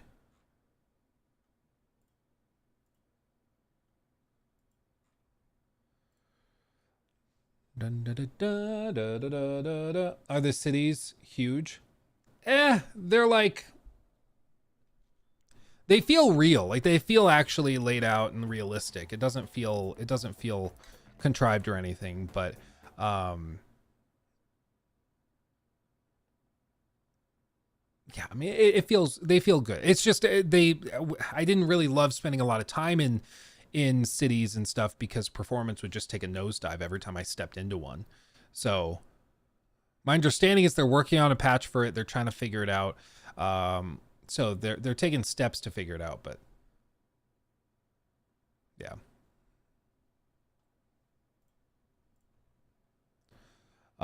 Is this a Game of the Year contender? Yeah. No, I think so. It's whether it beats out games like Fallout, Final Fantasy VII Rebirth, or like a Helldivers, I don't know. For some people, it's without a doubt going to be their Game of the Year, because this is a game like you either love or you will kind of loathe and hate. I don't think there's going to be much in the way of like the middle ground. I think most people are going to just be like, this is the best thing I've ever seen, or they're just not going to love it.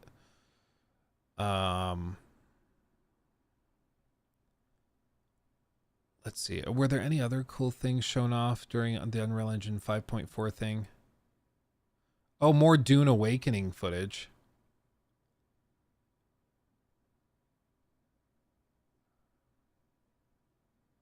That's funny. Oh, and Lego Fortnite stuff was shown too. That's funny. That's funny. Let's see. Oh, Tristan, thank you for the 2. Did you find the Sphinx? That is one of the things specifically that they put on the, or in my documentation that they asked I do not talk about. So on Friday, when the game fully releases, I'm able to talk about it, but they asked that I do not say anything about the Sphinx. Like, can't say if I found it, can't say where I found it if I did, can't discuss it at all. It's obviously like it's one of the biggest secret things in the game that they've talked about being very well hidden and all of that. So I get it, but yeah, they specifically asked me not to discuss it. So I'm gonna have to be coy about that. I can say there's other secrets that I found to be even better. Well, maybe not better, that were just very shocking and surprising that I did not see coming. So there's other secrets as well. It's not like the Sphinx is the only thing. There are other things there.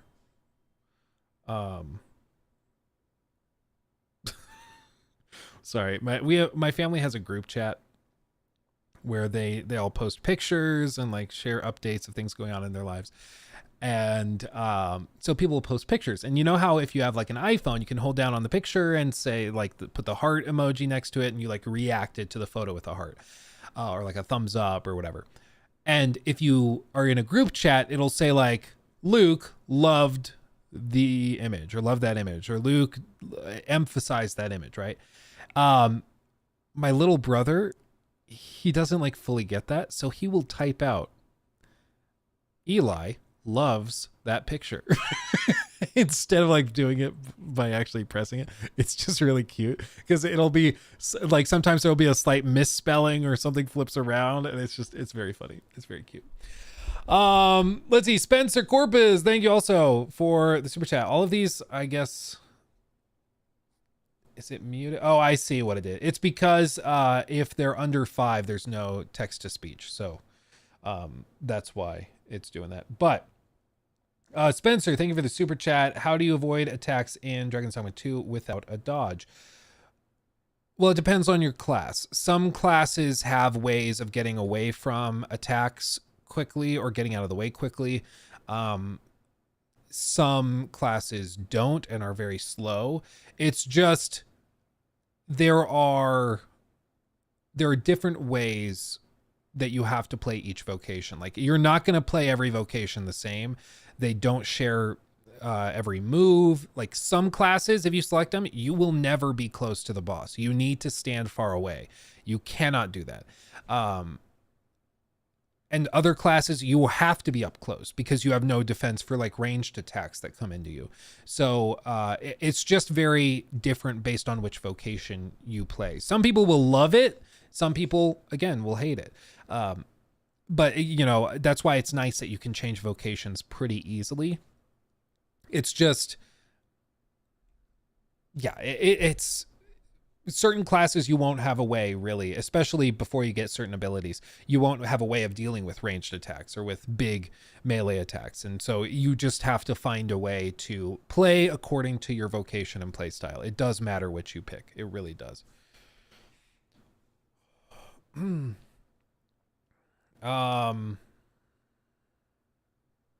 Let's see.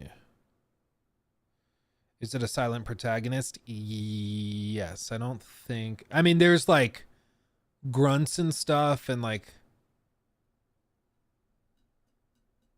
I'm trying to think if there's any dialogue that they do. I don't think there really is. I don't think so. Yeah, Michael. Okay, I might have slipped up. Shut up.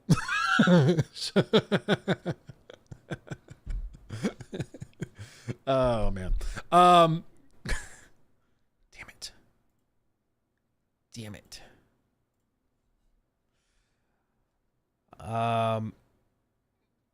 Is Wild Hearts worth it at £10? I don't know if they ever fixed it. It was super broken when it launched. I don't know if they fixed it. That's a good question. Maybe look up if somebody's tried it again, because last time I saw it, it was very broken. Yeah, I played primarily fighter for most of the game, and then I switched up to like a whatever they call it, the dual bladed spear thing. Kind of looks like an insect glaive from Monster Hunter. And that's very different.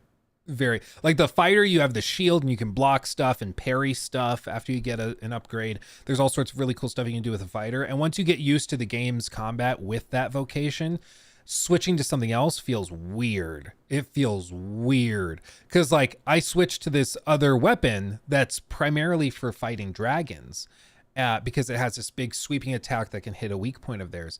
And it doesn't really have a block. It just doesn't. Like, there are ways you can deal with damage after you get certain abilities, but when you first get it, before you leveled up the vocation to get new abilities, you just are like out in the open. You can attack stuff, but you can't really defend against damage at all. So like, you're just, it totally changes it. You have to play very, very differently, you know? Do melee attacks lock you in animations? Yeah, you can get stun locked. Yeah, there's a couple of times where I got swarmed and stun locked. Thankfully, if you press down on the D-pad, it tells all of your pawns to come to you. And usually then they'll come in and surround you and pull enemies off of you and stuff like that. So there's ways to do it. Probably my favorite little dynamic thing, though, is when you're in combat, if you start to stun like a big ogre and he starts to kind of shake a little bit, you use the grapple button, so it's right trigger, and that's how you normally would like jump onto something, grab it, and climb up to like go for the eye on a Cyclops and stab it for the weak point damage. But you can grapple it while you're standing on the ground and like grab its shin or its knee and then push and pull, and you can rock an ogre over. It's really cool. It actually works pretty well. Yeah, it's pretty cool. There's a lot of interesting things that go on with it. Yeah, it's pretty cool. It's pretty cool. Can you choose Trickster early? I'm trying to remember when exactly that popped. I want to say it was like halfway through, but I might be thinking of a different one. It's probably not. I think it's in the first third. I think.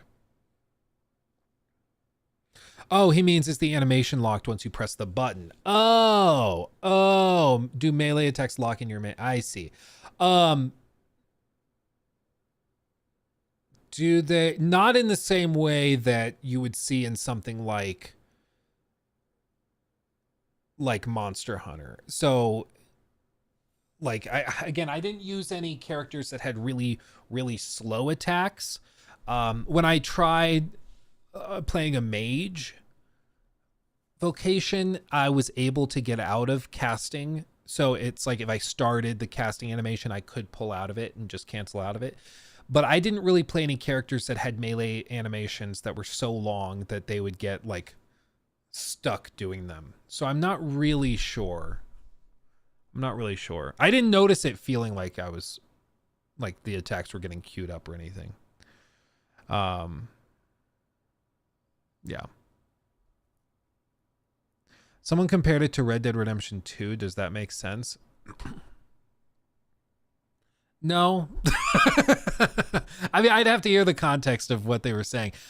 I would compare the open world and the sort of structure of the game to Elden Ring.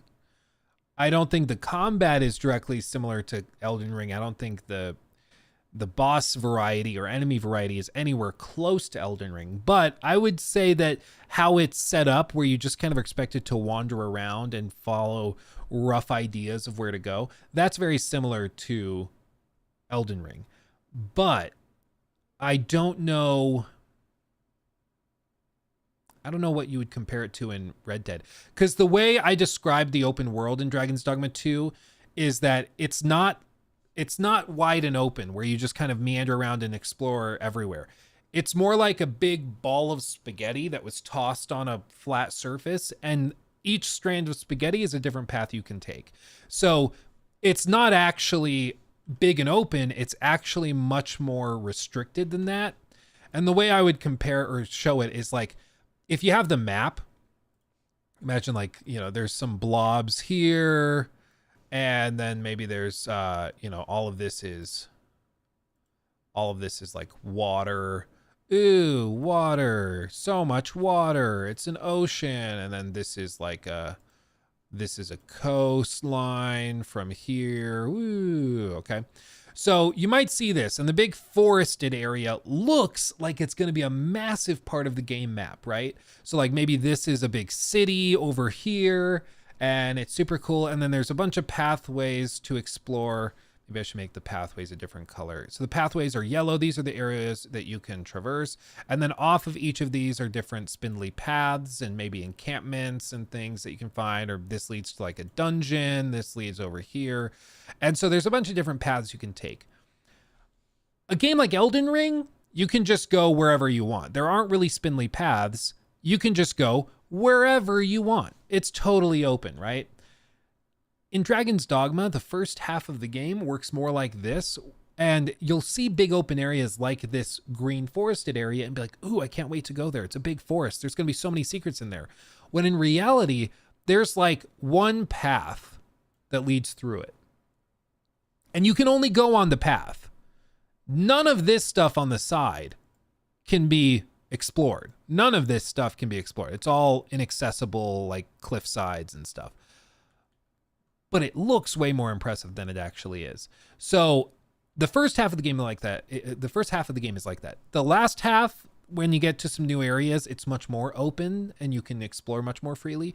But the first half of the game is very, very kind of corridor based. And the map is not as big as it looks, if that makes sense. So how big do you think the game actually is? If I had to I mean, I don't even know what I would compare it to in terms of like map size.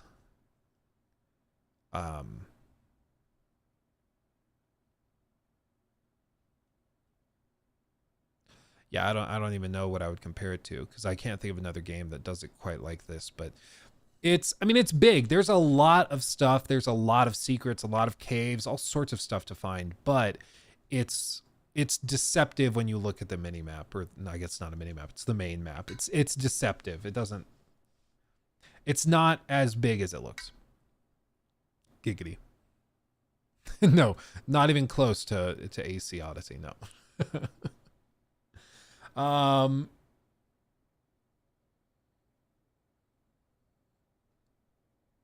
Yeah. Big Woody, thank you for that. Appreciate you. Reminds me of Dragon Age Inquisition. Yeah, like it's not bad. It's just an old school way of doing an open world where it's like, yeah, it's open world. You can go wherever you want, but it's wherever you want within these pathways. And it's okay. The last half of the game, again, is more traditional. And what I think it is that they probably designed the first half of the map and the first half of the game years and years and years and years ago. And then they added the secondary areas later when they took some more inspiration from more modern open world games, which are much more open-ended. That's the vibe I got. That's the vibe I got, at least. But it's much less open than you might think. What are your thoughts on Rise of the Ronin co-op? I think it's going to be like Dark Souls, drop in and out. I don't know. My gut has just been off with that game. I just have a sinky, stinky feeling with Rise of the Ronin. Maybe it just ends up being fantastic. I don't know. We'll see. I think reviews drop tomorrow. So we'll see. But my gut's been telling me for a long time that game is going to be a bit of a mess technologically speaking. I think it's going to run terribly. You don't show gameplay footage like they did with graphics as poor as those graphics. And you don't do an open world for the first time and have things go well. A certain smelly smell that smells smelly. Yeah, exactly. You get it, Pretty Eye. You understand what I'm saying. But we'll see. We'll see. Fingers crossed it ends up being awesome. Let's see the rest of these updates to Unreal Engine 5.4. Let's see. The Vice President. Mr. President. Hi, everyone. It's been a busy year since the last GDC. Back in October, we shipped UE 5.3. Then, in December, we launched Fortnite Chapter 5, along with LEGO Fortnite, Rocket Racing, and Festival in our Big Bang event. Hell yeah, brother. Now, we're about to ship UE 5.4. Everything we shipped over last year has made UE a better engine for you and the entire community of Unreal developers. So let's take a look at what's coming. Show me. On the rendering side, we just saw some of the beautiful scenes in the Skydance demo. They showed what can be achieved with nanite tessellation. There were also nice volumetric effects using our heterogeneous volume feature. In 5.4, you'll also get other features like local fog volumes and Niagara lightweight emitters, just to name a few. It is funny that Fortnite is basically just one big tech demo for their latest stuff, you know? It's just funny. But most importantly, we've made a lot of performance improvements. We now have faster lumen, shadows, and ray tracing. We've added variable rate shading for nanite. We massively improved instance culling, and we significantly improved parallelism in the renderer. You name it, we made it faster. With a city sample demo that shipped in 5.0, our console tests showed that the render thread time was reduced by 50%, and the GPU time decreased by 25%. I always find it so funny when they get engineers to do these presentations, because engineers are not like, they're not like presenters. They don't do this. This is not where they're comfortable, and you can usually tell. It's funny. Now, let's talk about animation. Over the past year, our team has been hard at work on a world-class update to our animation systems, and I'm happy to share that our motion matching technology is now production ready. Motion matching is a simple yet powerful way to animate characters in games. Instead of handcrafted state machines, motion matching continuously selects the best frame of animation to play from its motion database. It aims to closely match the current pose of the character as well as its past and future movement. I remember if you guys watched the Grounded 2 documentary, when they were showing the creation of The Last of Us Part 2, they had a motion matching system like this that was just like crazy impressive, especially for the time. And that's what they felt made The Last of Us Part 2 look so and run so amazingly well. And now Unreal Engine is catching up with this stuff, but it's crazy that it took them like 4 or 5 years to catch up with what Naughty Dog has been doing for so long. It's crazy. And now you're going to get the same level of fidelity with animation motion matching, or maybe close to it, in a publicly available engine. That's crazy. This one, so dense data set 371 versus sparse at only 91. Let's see if we can tell a difference. Our implementation scales with the size of your data set to reach a high fidelity. Oh yeah, I mean, you can tell. That's crazy. That's crazy. You can tell, like, this feels like a more traditional PS4 game, and then this feels actually next gen. It's a small difference, but you can tell how Our smoothly implementation things scales blend. with the size of your data set to reach the high fidelity you need, and it uses pose warping algorithms to fill in the gaps. That's crazy. But motion matching is a tool for more than just locomotion. As you can see here, it's used for jumping, falling, and complex traversal. We use 3D trajectory prediction to produce seamless transitions with anticipation and long follow-throughs. And this results in much more believable animation. Dude, that's crazy. That's outrageous. Wow. Okay. We've also built world-class authoring and debugging tools, like the Rewind Debugger, that allows you to record, inspect, and edit your motion databases to understand and improve your transitions. The motion matching system has been battle-tested and is ready for prime time. It has been in use in Fortnite since the launch of Chapter 5 in December, running on all characters, on all platforms. And to help you get started, we will be releasing a sample project based on what you've seen today. This project will include over 500 AAA animations created from high-end motion capture data, with the locomotion and traversal data set used in this demo. Best of all, it will be free for all Unreal Engine developers and compatible with the MetaHuman rig. That's crazy. So just straight up, now it's like a plugin. You just flip a switch and now you can do this. That's outrageous. That's outrageous. Uzuku! Hey Luke, just wanted to say thank you for the great content you made. Just finished your long AC Valhalla video. Thank you, my friend. Assassin's Creed Valhalla. Thank you, my friend. Appreciate you. Oh, here, it's going to read it. Forge Horizons is now a member. Unsure if you talked about it, but did you see that Star Citizen is getting open server meshing testing this week and trying a bunch of shard configs? I did not see that. That scares me, because last time they did server testing that I was a part of, the game was broken for like a month and a half. So I'd be worried about that. But if it ends up working, that's going to be awesome. Open server mesh testing. I would be prepped for it to run like for the game to basically be unplayable for a week or two, but I don't know. That's crazy. That's crazy. And thank you for 13 months. That's wild too. My goodness. The delay. Oh, that's funny. Now, a lot about creating a game is about telling a story. To bring their ideas and visions to life, storytellers must iterate constantly and efficiently. They must be able to get the right animation, the right camera angle, and the perfect lighting that completes the scene. We've been investing in our animation authoring tools with Control Rig and Sequencer, and we've now reached a very important milestone.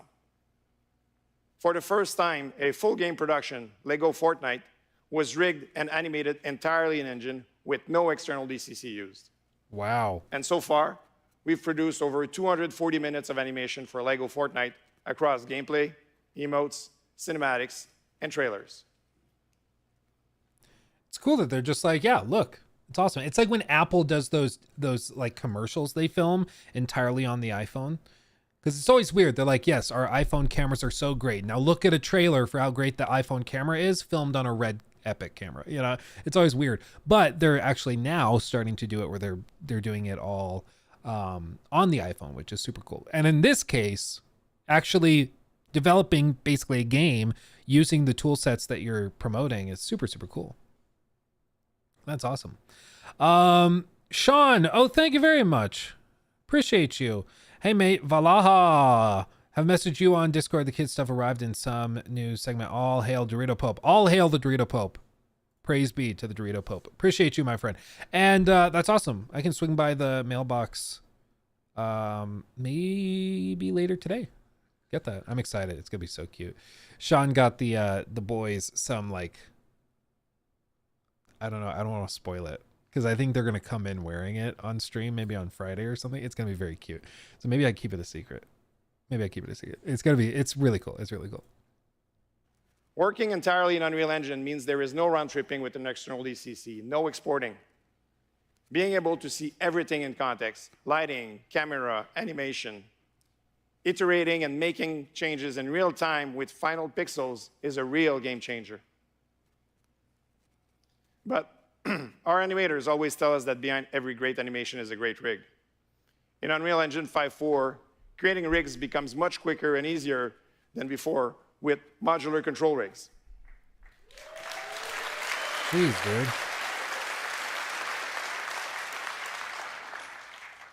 Creators also have the ability to author skeletons and skin weights and take advantage of our new suite of deformers to help achieve fundamental rig features such as squash and stretch. Squash. Squash it. Ba-dum. Sean awesome. Dara donated $50 through Super Chat. I wonder if I can alter it. Have messaged y'all on Discord. I wonder if I can alter it so it now says dollary dues every time it's an Australian dollar. That would be fun. I would like that. Sean Dara donated 50 Australian dollary dues. I think that would be fun. I need to work on that. We'll work on it. I'll put my team on it. Thank you again, Sean. Very, very generous. My goodness. These tools have changed the way we bring our stories to life, and we're excited to share them with you. Now, with games getting bigger with more complex content, developer iteration will always be top of mind. We've significantly improved C++ compilation times with the help of our new Unreal Build Accelerator for highly performant distributed code builds. On our build farm, we now see that Unreal Editor compiles 2 to 3 times faster.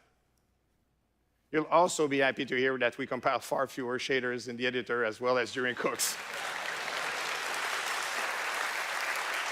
That sounds like something very specific to devs, because I don't know what that means. Can someone in chat explain that? What does it mean that they're saying it's going to compile less shaders during cooks? Because I know, like, shader compilation is one of the reasons so many recent games have been struggling so much, but I don't know what it means to be like, yeah, during cooks we're compiling less, and why that gets applause, you know? I don't really get that. Thank you, Sean. Jeez, 5 gifted memberships on YouTube. Appreciate you. And welcome everybody who just got a membership. Welcome, welcome, welcome. Sean pogging. Sean is pogging. Significantly improved C++ compilation times with the help of our new Unreal Build Accelerator for highly performant distributed code builds. On our build farm, we now see that Unreal Editor compiles 2 to 3 times faster. You'll also be happy to hear that we compile far fewer shaders in the editor as well as during cooks. Maybe it's just they leave that more for the client end. I don't know. It's like saying you devs are all getting late, I guess. And finally, we improved the onboarding process for Unreal Cloud. Oh, Unreal constantly needs to rebuild shaders. Oh, so they're just saying now they won't do it. Okay, okay. DDC for large distributed teams. We've been quite busy on the audio front too. Meta Sounds was the foundation for audio in all our new experiences. We had granular synthesized vehicles in rocket racing, a sample accurate weapon overall in Battle Royale, dynamic ambience and music in Lego Fortnite, rhythm games in Festival and Jam, and 3D user-created music in UEFN's Patchwork. I had no idea that was even a thing. To help sound thing. designer understand, debug, and create powerful next-gen audio. This is when people are like, oh, well, it's fine. You know, EA or Ubisoft, they're just going to make their own Fortnite. And it's like, bro, you can't. Fortnite is so freaking huge. There are so many layers to it and so many different modes and stuff. It's just different. Like, you can't just casually release one. It doesn't work that way. We're shipping a new experimental audio profiling tool called Audio Insights. If you're a sound designer and want to make something truly unique and immersive, Meta Sounds is the right tool for you.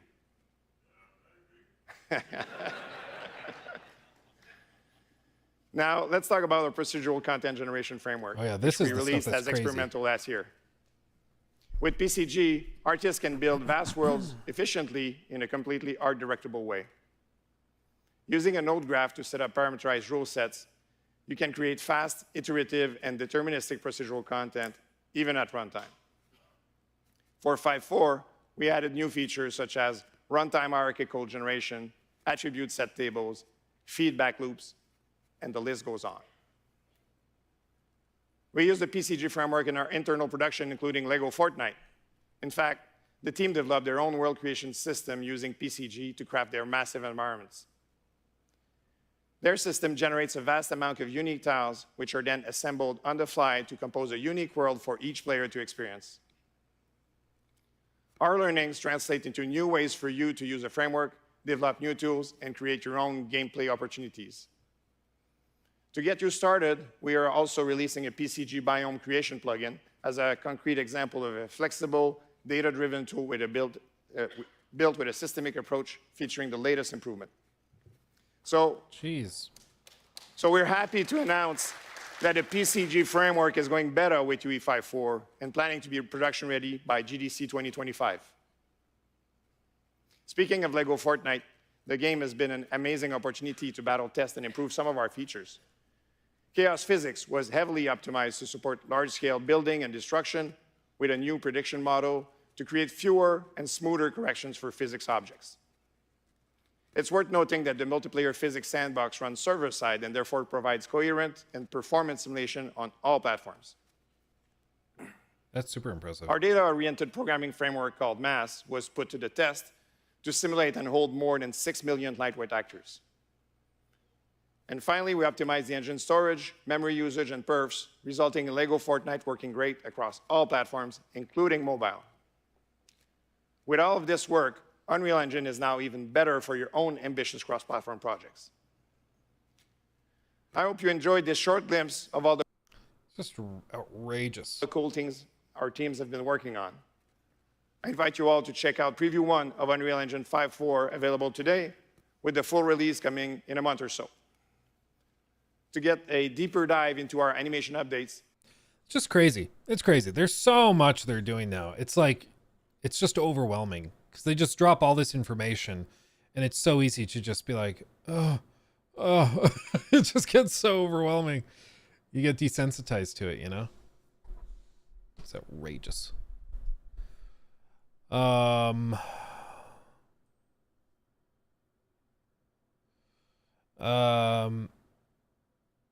playing Forbidden West on PC in the coming days? When does it launch?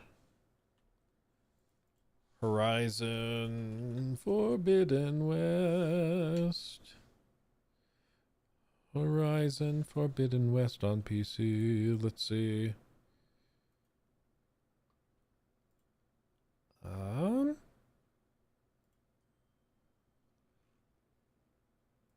24. Oh, tomorrow. Oh. I don't know. Do you think it's worth checking out? How many of you guys are interested in how it runs? Is that worth doing a video on?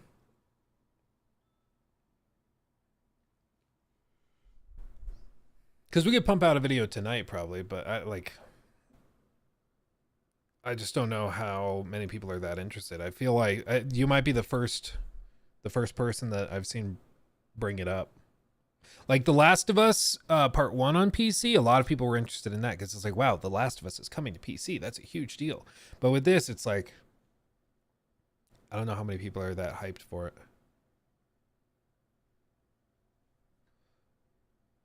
Yeah, Spencer says, I'll watch it either way. I appreciate that. I appreciate that. Please do it. Okay, here's what I can do. Here, I'll do... Part of it is just everybody's been waiting for Dragon's Dogma and Rise of the Ronin, that it's kind of gotten buried. Forbidden West on PC video. Yes or no? Create poll.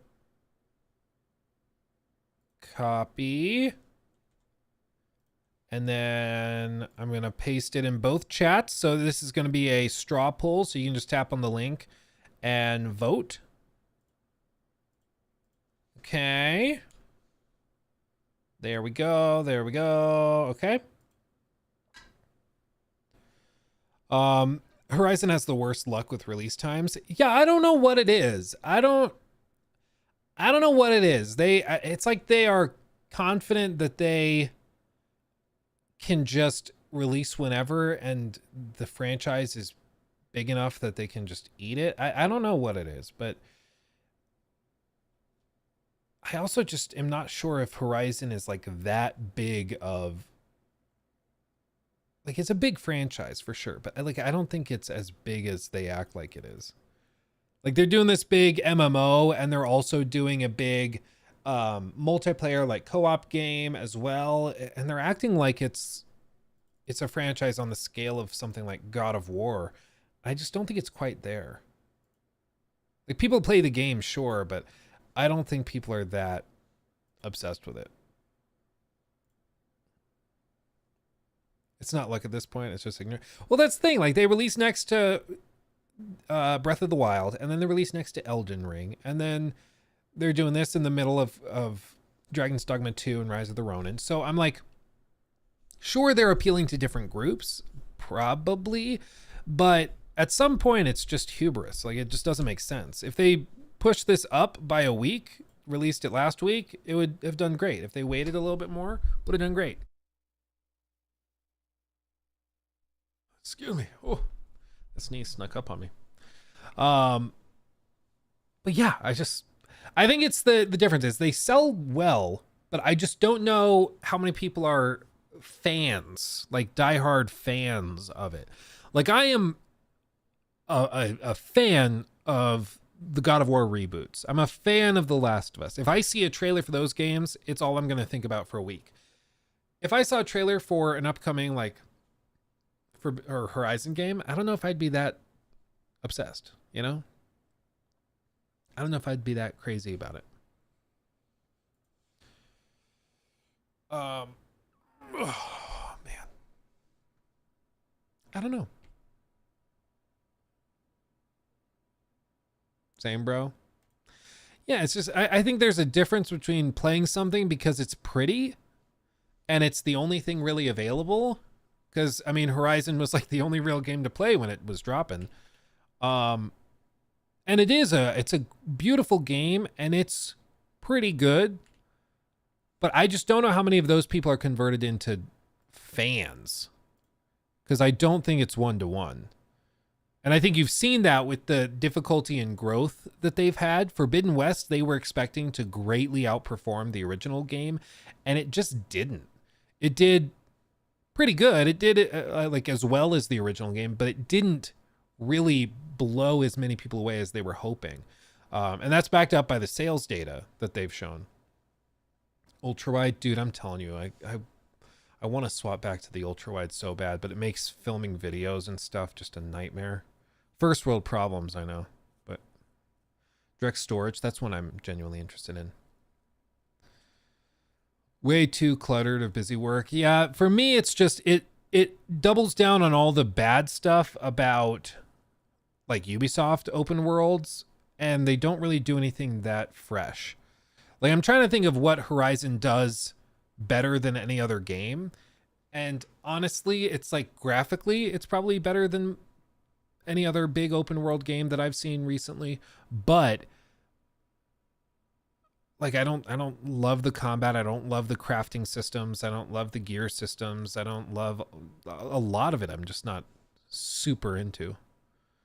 Why not use both monitors?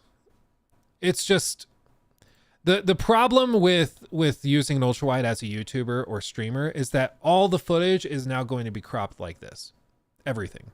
So every time I do a stream, people are going to be like, why are there big black bars on the top and bottom? It's like, just because there is, like, or I can crop it and then a solid sliver of my screen isn't seen by you, which isn't the end of the deal or at the end of the world. It's just like, that's where I'd put chat or something. But there's that. And I mean, I'd want to utilize the wider aspect ratio because there are people that like watching videos that have the wider aspect ratio. But the problem is, like, if I then only export ultra-wide videos, my camera is within the ultra-wide, and then there's just huge, like, it just, I don't know if it'd work. It's bad for YouTube. Yeah, it doesn't work great for YouTube. For streaming, it's often more of a headache than it's worth. It's, yeah, you can change the aspect ratio when recording. Yeah, like you can record like 16:9 footage on an ultra wide and it's fine. It'll just center it with black bars on the side. But it's just, YouTube and streaming in general is just not built for it. And that's the other thing, is it's just, I did it for a little while. I had to have a bunch of different OBS profiles. I had to have one for streaming 16:9, one for recording main channel videos, and then we ran into problems with Premiere not liking it. It was just really weird. Just more headaches than it was worth, unfortunately. Maybe what I'll do is I'll eventually have like my home gaming rig, and then I'll have the work gaming rig and streaming setup and everything. And then I'll have them separated, but as of right now, it just doesn't really work.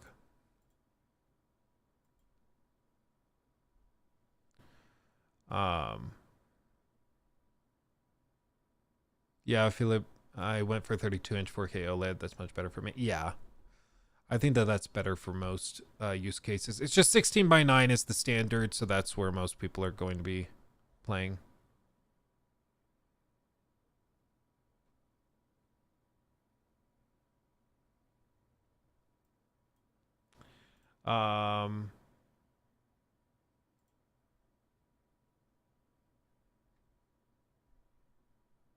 Do you play Helldivers 2 on ultra wide? No, I haven't yet.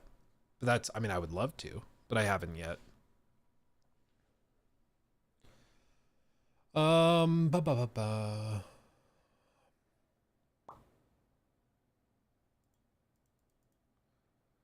Enemies, most open world games with such cinematic effects with... Oh, are you talking about Horizon? I don't know, man. Horizon's combat system drives me up the wall. The over-reliance on materials to craft ammunition, I get it. It makes sense thematically, but I just am not convinced it's fun. I'm not convinced it's fun, and I don't find it fun to be like, ooh, I want to go fight a Thunderjaw. I need to go wander around, fast traveling and zipping around the map. over the course of like an hour to get enough crafting materials to get enough ammunition that I'll be able to take on the Thunderjaw and kill it. And when I do that, I'll probably get some other materials that are good, but not the materials I need to craft and refill my ammunition. So I have to then go and grind that out. So like the crafting system is just, it drives me crazy. Drives me crazy. It like actively turns me off of the game. It drives me up the wall. I just don't like that much grind. And it doesn't feel like it does anything for the game other than just bloat gameplay timings, you know?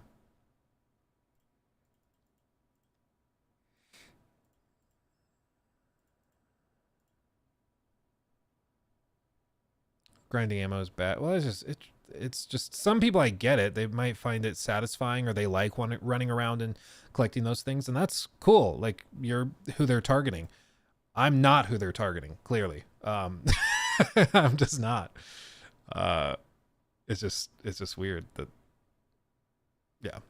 But there's ways around it. Like you can what I've told the story before of my buddy that what he did is he would just set the game to the easiest setting, run around for half an hour collecting ammunition, crafting components and stuff like that, because you know, the monsters would drop super quickly and then you get every item dropped from them instead of it being based on like drop rates or which parts of them you broke. So then you're guaranteed everything that you would want from that creature, from whatever you were collecting. And then he would switch it back to hard and then play the boss fights or the tough fights against the bigger dinosaurs. And I just think it's ridiculous to ask, or for the game to be balanced in a way where the player feels the need to go and rebalance the ammo collection and the crafting component collection process. I think that's just ridiculous. Like, if anything, maybe they've added this since then, or maybe it was always there and I just didn't know. But if anything, it seems to me that there should be a different toggle for like crafting component scarcity and stuff. Like, okay, the combat's hard, but the collection of ammo is easy, or something like that. Just because the grinding drives me crazy. So none of us are buying the third one, aside from Luke, naturally. No, like they sell.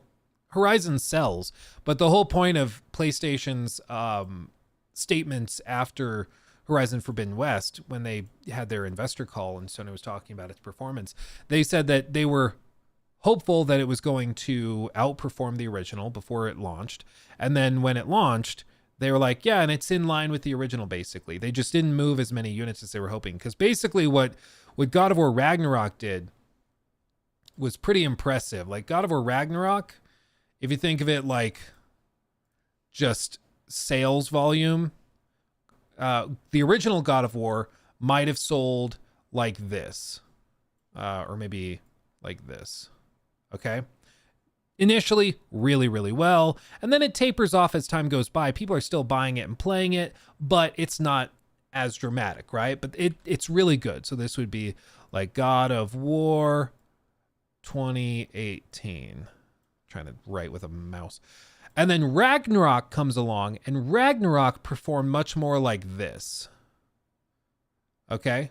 So it hasn't technically crossed the threshold of where God of War 2018 is currently in terms of total unit sales, but it's going to cross that threshold. And it's much faster moving. It's selling many more units much faster than God of War 2018, which tells you everybody that was buying God of War 2018 at launch is buying God of War Ragnarok at launch.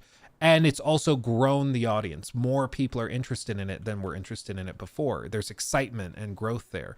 For Horizon, it's been a little bit different. They've had the initial, like, you know, huge amount of sales back in 2017, and then it plateaus off, as every game does. But what's happened with Forbidden West is that it's not actually been that different. It's been about the same. And that is fine, but it's not what they wanted. They wanted it to come along and greatly outperform the original and continue growing. And yeah, so there's a bunch of reasons for this, Mr. B. I agree. So one of the things that they did is with the PlayStation Plus thing, inevitably when people can get a game for no added cost, they don't really need to go and buy it. Like, why would you buy it for full price when you can get it for free effectively because you're not paying anything more? So I agree. But part of the thing is you only put the game on there if you're already seeing that there's not a lot of potential for it to either sell well by itself, or if you think that there's more of a benefit to putting it on the service. My guess is that it probably they already were seeing that it wasn't performing the same level that they were hoping for, so they decided to approach it in a more, distribute it more broadly, basically. So it makes less sense as to why they're doubling down on Horizon. Well, most of the projects that they are doubling down with were greenlit 6 years ago. Horizon has been working on this co-op game, this Monster Hunter kind of game that they're doing. They've been working on that for over 6 years, according to the LinkedIn profiles of the guys that are like directing it and stuff. So you just like break it down pretty much right after the first game came out and it was really well received. They decided to greenlight these co-op games and stuff and to go with this big vision of all these different spin-off things. They're like, this is our new big IP. This is going to make us so much money. It's going to be huge. And then the fan base is there, but it's just not grown the same way that they were hoping it would. And like God of War Ragnarok grew the franchise a lot, as did 2018. Horizon just hasn't grown in the same way. And it's weird. I think there's a bunch of reasons for it, but it just doesn't have the same growth that other franchises have had. Did you smash your thumb? I did. I smashed the crap out of it. Yeah. This happened on Valentine's Day, and it's still like that. So it's just slowly growing out. But yeah, I don't think it's going to fall out. I think it's just going to keep growing out. But man. Slammed in a car door. I pulled Lachlan out of the car, put him like on my hip, was holding him. And then I tried to do the thing where like I have the door of the car. And what I did was if like this is the car door, I'm closing it while holding him. And I tucked my thumb in the door. So I did this kind of maneuver where I'm slamming it behind me. And my thumb was still inside. And so it got crushed on the sides. It's bad. Real bad. Hot pin now. Oh no, all of this is dried now. They did actually burn the hole in it when it happened. You can't really see it, but there is you can kind of see the glint of it. That little hole right there. They did burn a hole in it. When they did it, that hole was like all the way down at the nail bed. So it's grown out like halfway, but all of this was like inside my thumb when it got crushed. So you can see how bloody it was. But all of this is just dried blood now. It's just... It doesn't really hurt. But yeah, didn't equip sleight of hand. Yeah, my stats were too low. I rolled a nat 1.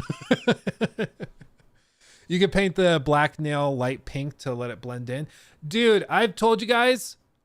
When this first happened and it really spread to the rest of the nail, I got a comment on one of my videos. I forget which one it was, but I got a comment on one of my videos where somebody was like, wow, Luke's really fallen off. He's gone full woke. He started painting his nails. Bro, it's blood. Like it's literally not. I'm like, what? So I thought just to troll that one guy, maybe I paint all my fingernails black and nobody will be able to tell which one was smashed.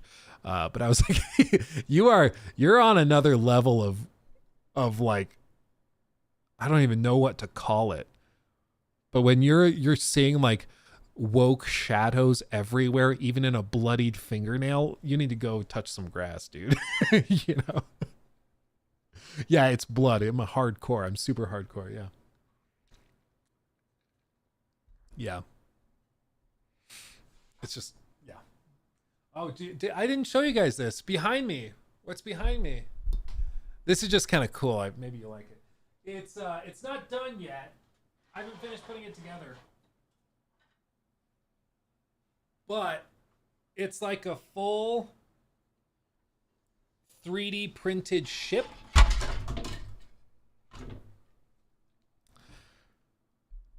Don't mind me. It's like a full 3D printed ship for use in like D&D games. Or just as a display piece. I still have to put like magnets in so the pieces kind of click together nicely.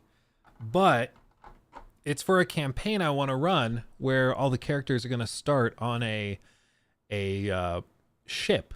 And so when it's done, it'll have like the masts and all of the sails and everything. But it's made so you can take off individual pieces and have the different rooms.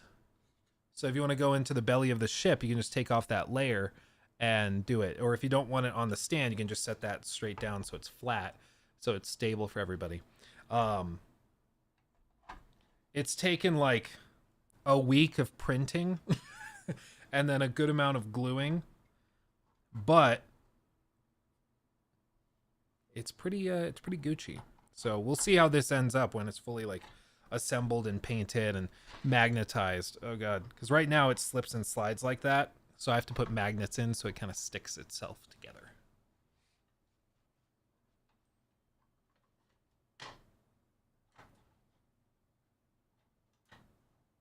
Come on.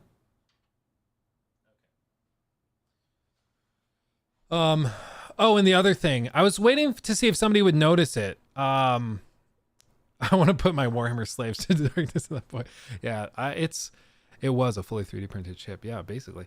I was gonna see if anybody would notice it, but nobody did. There's another. You guys know how we joke. If you're new to the streams, you might not know this, but we joke. People come into stream and they always see the skull, and they're like, "Is that a real human skull that Luke has in the background of his setup?" And we always joke, and we're like, "Oh yeah, that's Grandma. She always wanted to be close." So, yep. Anyway, and we just go past it. We keep talking about whatever we're talking about. It's a resin head. It's not actually a skull, but it looks real. I got another one that I printed last night. And it's not painted or anything. We'll get there. But it's a dice tower. So the goal or the point is that you can drop the dice. I guess I can actually get dice. You can take the dice and you drop it in the eye socket, and then it drops the dice out at the bottom. So like, okay, let's see. We're going to roll with disadvantage. Here we go. Oh, one of them popped out. And then it just plops down. Isn't that kind of fun? It's so stupid, but it's fun. So yeah, maybe we call this one Grandpa. Is that in bad taste? It just seems right. It's like for the big rolls that are super dramatic, and you're like, okay, everybody, if this fails, we're all dead. And then you roll it, everybody can see it, and it's fun. Did we get it? 18, we did it. Yeah. Yeah, look at that back. Yeah, dude. You want to know what's really pathetic? So in here are just buckets of dice for D&D. Okay. Many, many dice. There's even a D100 just for those really dramatic ones. But look at this. Look at this. You want to know how you can tell I also play Warhammer? Because we have another bag of dice that's more specifically for Warhammer, because Warhammer is much more focused on like D6s. It's all based around D6 dice. And I've got my little tape measure and stuff in here. There are D20s to track health if I want to. But Warhammer dice bag, D&D dice bag. So I have a problem. Yeah, I have a problem. Fit the D100 through the skull. No way. There was no way. But I haven't actually tried it yet with any other dice. See? Kind of fun. Isn't that fun?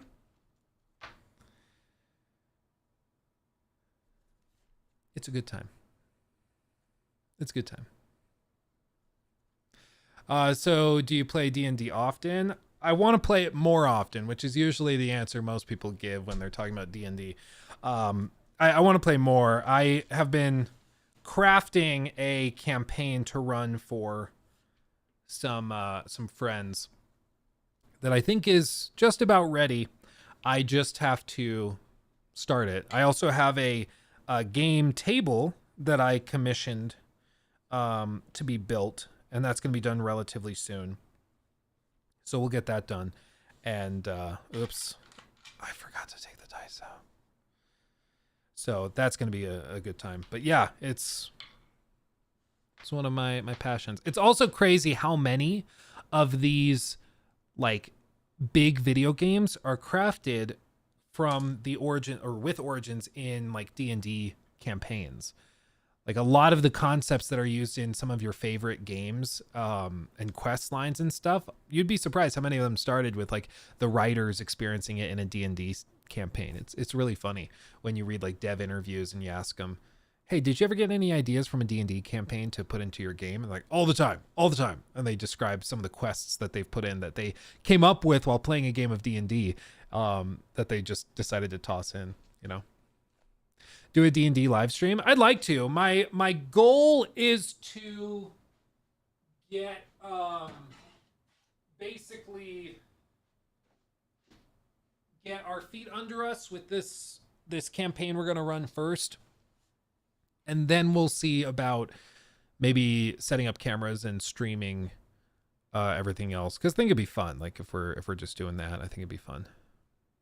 We'd be doing it anyways, playing anyways. Might as well stream it and share it with people. Get together with Critical Role and go crazy with it. Yeah, I've tried to start watching Critical Role. I haven't been able to. I just don't even know where to start. There's just so much. It feels like if you don't already know the storylines, you just don't know where to even begin. You know? That's where I'm at. I just have no idea.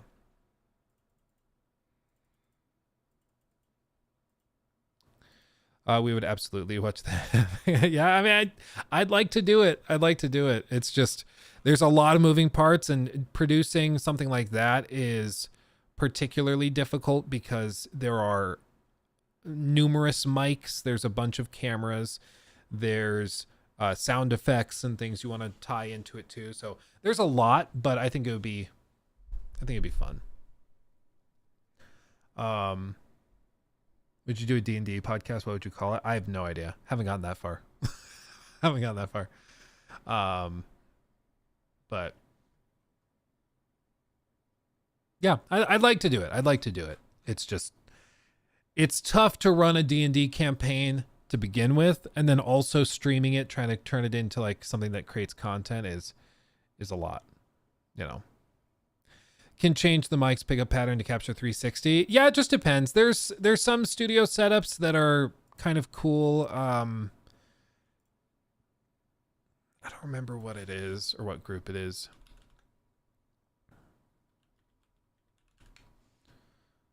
It's YouTube Shorts specifically. Yeah, like Critical Role, they do this thing where like they just have the table set up and they have these boom mics above that angle down, and those work really well. And it's nice because it doesn't disrupt the players. There's no mics in front of their faces. So they have everything in front of them. They have their character sheets, notepads, whatever else they might want. So that's really nice and easy to do. The way some other groups do it is they will have actual mics in front of them. There's one I remember seeing.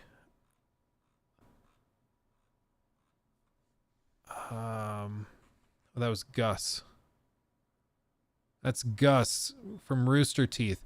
All I know, I don't know anything about Gus. The one thing I do know about Gus is I remember watching, like in my formative years, a video of Gus talking about Star Citizen when it was like first announced, or maybe not first announced, but when it was still early, years and years and years ago. And everybody was like, yeah, and can you believe how much money they've raised? And at that point it was like $50 million or something. Comparatively not that much compared to where they are now. But and then he was just like, yeah, I'm really into it. I think he said he spent over $800 at that point in Star Citizen. And I know he's done a ton of other stuff. I know he's like an OG from Rooster Teeth. I know all of that is like, I know all that. But ever since then, I've never been able to unsee him as the guy that spent $800 in Star Citizen, which always just baffled me, blew my mind. Yeah, it's just very funny. Oh, campaign. Okay. Shorts. I want shorts. Who wants short shorts? I want short shorts. There's one podcast that does it specifically where they've actual mics in front of their faces. I guess I'm not going to find it. So yeah, I mean, your standard D&D campaign can take months to play out. If you're meeting once a week for like 3 hours, it can take months and months, if not years, to get through a single campaign. It's a lot. There's a ton that goes into it. And most podcasts that do a campaign and cover a campaign, they're like 70, 80, 90 episodes, each an hour or two long, if not 2 to 3 hours long. So like, it's a huge ordeal. There's a ton that goes into it. So I'd like to get my feet under me a little bit more, doing it just with friends before like streaming it and everything. But there's a lot. There's a lot. It's a big commitment. And the biggest thing is like, and the thing that stresses me out about doing a streamed or video, whatever version of it, or turning it into a podcast is like, there are very few people who are good on camera or good on the microphone, understand the process of creating content online and understand everything that is entailed from it. It's not easy. It's not easy. And a lot of people think that they can just sit in front of a microphone and play in D&D and then it'll be successful. And that's just not how it works. There's a talent to it. And there's some people that won't work well with it. There's some people who, they might try really hard to be funny and they're just not, there's just a lot of things that can go wrong with it. And so you don't want to commit to a 3-month or like 100 episode ordeal if you're not sure that the cast is where it needs to be, Yeah, you almost become the director and the DM at the same time. Exactly. And you don't want your poor friend accidentally embarrassing themselves. Yeah, and it's like, I might know what to do or how to present the content in a certain way that's going to frame it well, or that's going to avoid a ton of mockery. Maybe a little mockery is fine, but I want to avoid like any humiliation or anything. Or doing something really, really stupid or saying something stupid. But there are so many examples of like,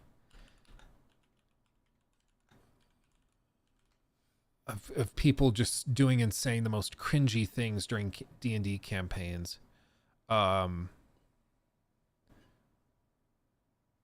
What is this? I just Googled D&D campaign cringe. What is this? This is like an old school 7-year-old video. Somebody rage quits. These decisions. That's what somebody who's a paladin is. They say this is what's right and this is what's wrong. I'm just, in that case, I'm saying that that these people should all stay. Alright, well that's your opinion. So, I think we should fuck that. You think they should stay. You think they should. This isn't a democracy. You gotta come to a fucking unanimous decision. No, actually, he's the leader, and he said he was going to right off rip, and we all agreed that he would always take input from all of us, and we'd try to make decisions together. Fuck this. Right? Isn't that what he said? Like rage quits. Wow, I never seen that. That's crazy. I feel so much better about my pathetic life after these 56 seconds. Is discussing what decision we're all coming. Wow, really? Dude, go. Okay. He's trying to start a fight. It got worse. Fucking retarded.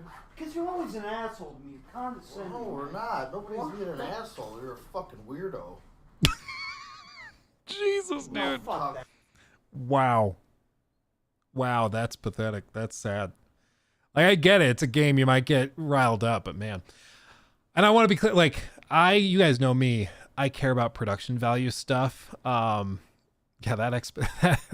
oh man, that got out of control fast. I don't like to do anything half-assed, so like they're just having fun doing this. They're not going crazy or anything.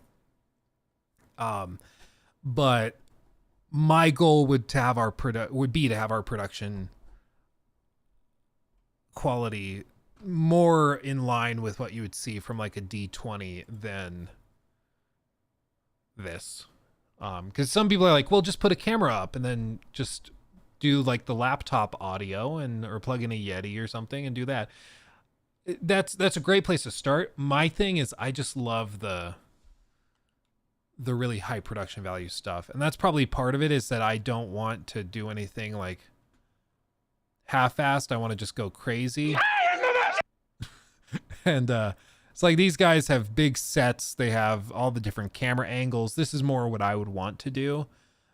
And so I don't know if we'd ever get there, but when I imagine us doing a D&D podcast or something, this is what I imagine in terms of layout and stuff. It's very elaborate. Very elaborate. I love your stripe for great production. It holds me back a lot, honestly.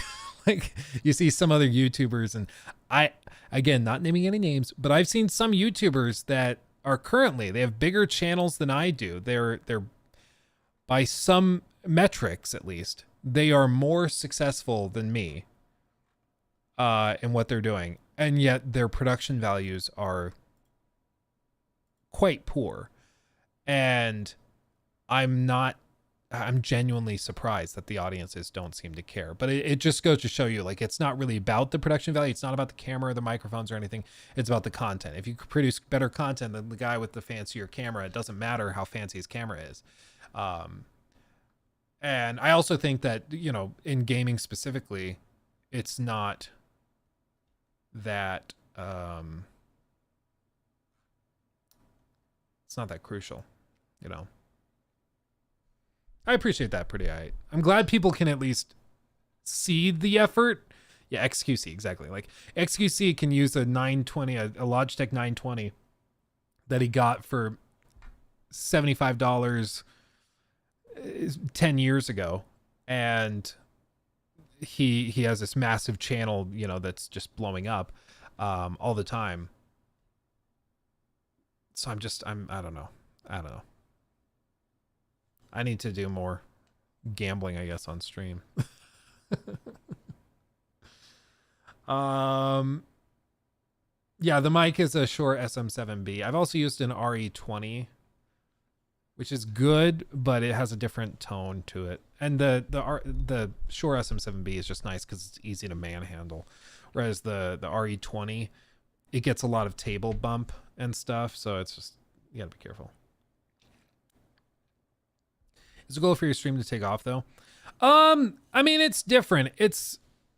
My current life doesn't lend itself in terms of structure very well to streaming. Like, in order to stream, your goal should be to pick a smaller niche or more niche category of game, and to like grind it out 12 hours a day. Like that's one of the keys to blowing up as a streamer. But I'm not, like, I have 2 kids and a wife. Like, I can't really do that. So rather, I have created a system with me and my team where we can do streams and do segments and stuff, and those segments get cut into live stream clips, and that's what makes it profitable to do. Maybe one day, maybe once the boys are in school and stuff, I'll be able to grind out more on stream. But that's why people are always like, well, you should play more games on stream. You should do that type of thing.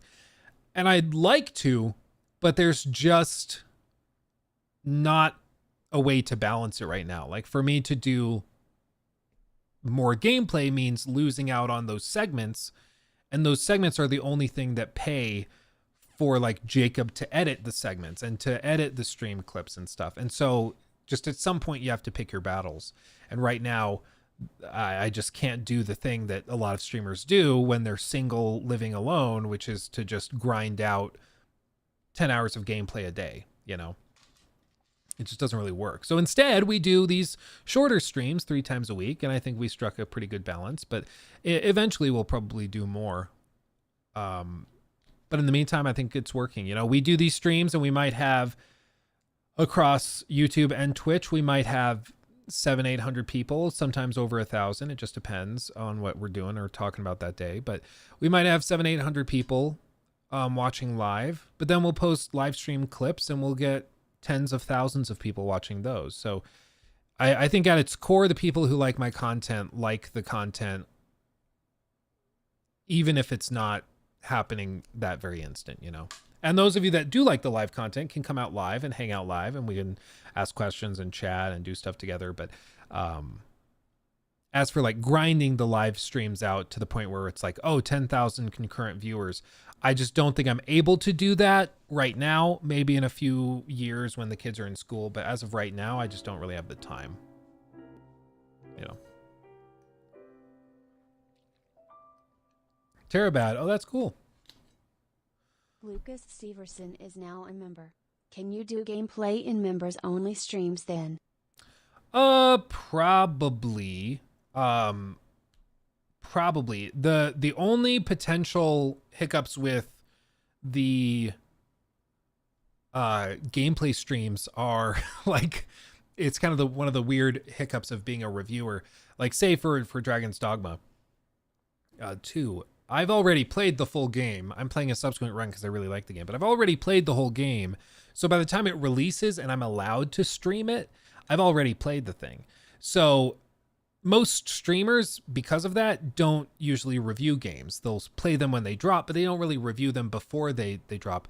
And as part of that, like for Dragon's Dogma, pretty much every waking hour for the last week, I've been playing Dragon's Dogma. When I get off stream, I start playing it. When I finish dinner and get the boys down, I go and play it. Like, so anytime I would be doing a members only gameplay stream, I'm having to juggle playing a game for review. So there's some periods where I don't have anything to review and we can do gameplay streams and stuff, but it just depends on when. Yeah.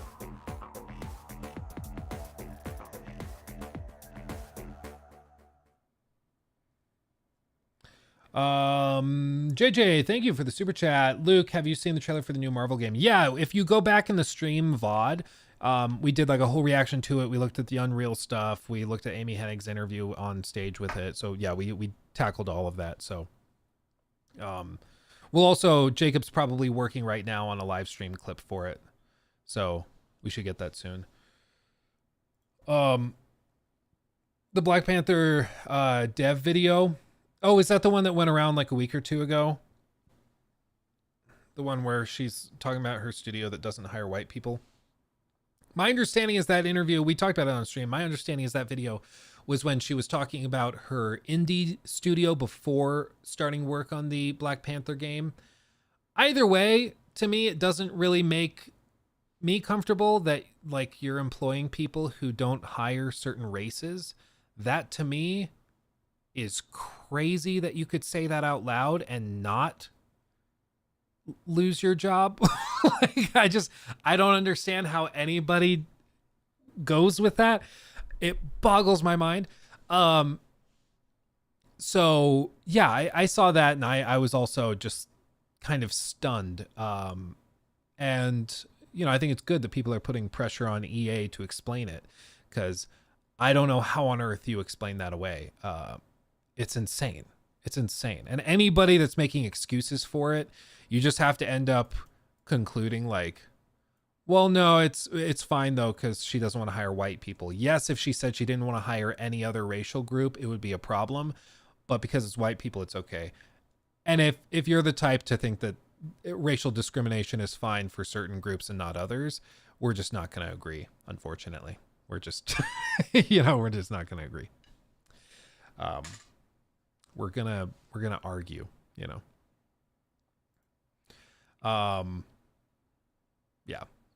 I don't know how you argue with a straight face that it's okay, unless you're just straight up on Twitter or Reddit. Then apparently it's fine, but whatever. But anyway, what we're gonna do, guys, fam, I'm gonna go check on the missus and the boys. I'm also, I will not have a Rise of the Ronin review up, just so everybody's aware. I will be looking at some other people's reviews and stuff. I'm very excited to see what it is. I will consider doing the Horizon Forbidden West review video, or I tried video tonight when that game drops. I'll see how that goes. I'm going to check in with Jacob, make sure he's okay, because he was up pretty late working on this review, so we'll see how he's feeling. Because Jacob, you have to be gentle with Jacob. You guys know Jacob. You got to be gentle with Jacob. You can't push him too hard. He's like a delicate baby kitten, you know? You have to be sweet and pet it gently. Don't push it too hard. That's the key. That's the key. So I'll check with him, see what his thought process is, and from there we can go and figure out what we're doing. Yeah, Jacob, another goat, protecting at all costs. You're damn right. Damn right. Jacob is basically the reason that this whole live channel works. Like, for real. Like, no joke. This whole thing, I remember when we were coming up with, like, we were brainstorming the processes and how we would get this working with the streams and what content, how we do the thumbnails, how we structure the content, how many videos go up and when, how long they are, all of that stuff. We're brainstorming all of it. And Jacob was like, yeah, I think this will be successful, and I think we can probably hit 10,000 subs within, I forget how long it was. It was a few months or 6 months or something. And I remember telling him, I was like, I'd love to hit that, but I don't think we'll hit that. He was like, just you wait. And sure enough, we hit it. And then we hit another goal and another goal and another milestone, another milestone. We just passed 77,000 subs here. We're about to probably cross 100,000 subs as soon as maybe June, which is crazy. So we're doing okay. We're doing pretty good. We're doing pretty good. And shout out to Jacob. Trevor's also been doing amazing work on TikToks and YouTube Shorts. He's a wizard at that. So this is not just me. This is not just me. I have a phenomenal team behind me that is fantastic. And I owe a lot of this explosion in growth we've seen over the last year to them. So absolutely, they deserve all the credit that they get and then some. So with all that said, thank you for watching. Thanks for hanging out with me, guys. I love you all dearly. You guys are fantastic. Stay safe. Jeff, I want to show off more of my Dragon's Dogma 2 playthrough, but they have guidelines in their like review sheet that they give you that specifies we can only have a certain number of minutes of total gameplay footage shown in our pre-launch package, right? So if we have 30 minutes of gameplay footage we used and cut up into the 40-minute review, because 10 minutes of it was face cam, we can't show any other footage outside of that 30 minutes of footage used in the review until launch. It sounds weird, but it's basically their way of just keeping you from just releasing 100 videos, 30 minutes each, you know, that show the whole game. So it's their way around it. But anyway, Friday I can show you much more if anybody has other questions and stuff. So much love, everybody. Y'all are amazing. Master, I'm sorry I don't have any news about KOTOR remake, but what are you going to do? Everybody on Twitch, thank you for watching. YouTube, thank you for watching. You guys are great. I will see you soon. Hugs and kisses. Stay safe. I'll see you soon. Go watch the review. Much love. Bye-bye.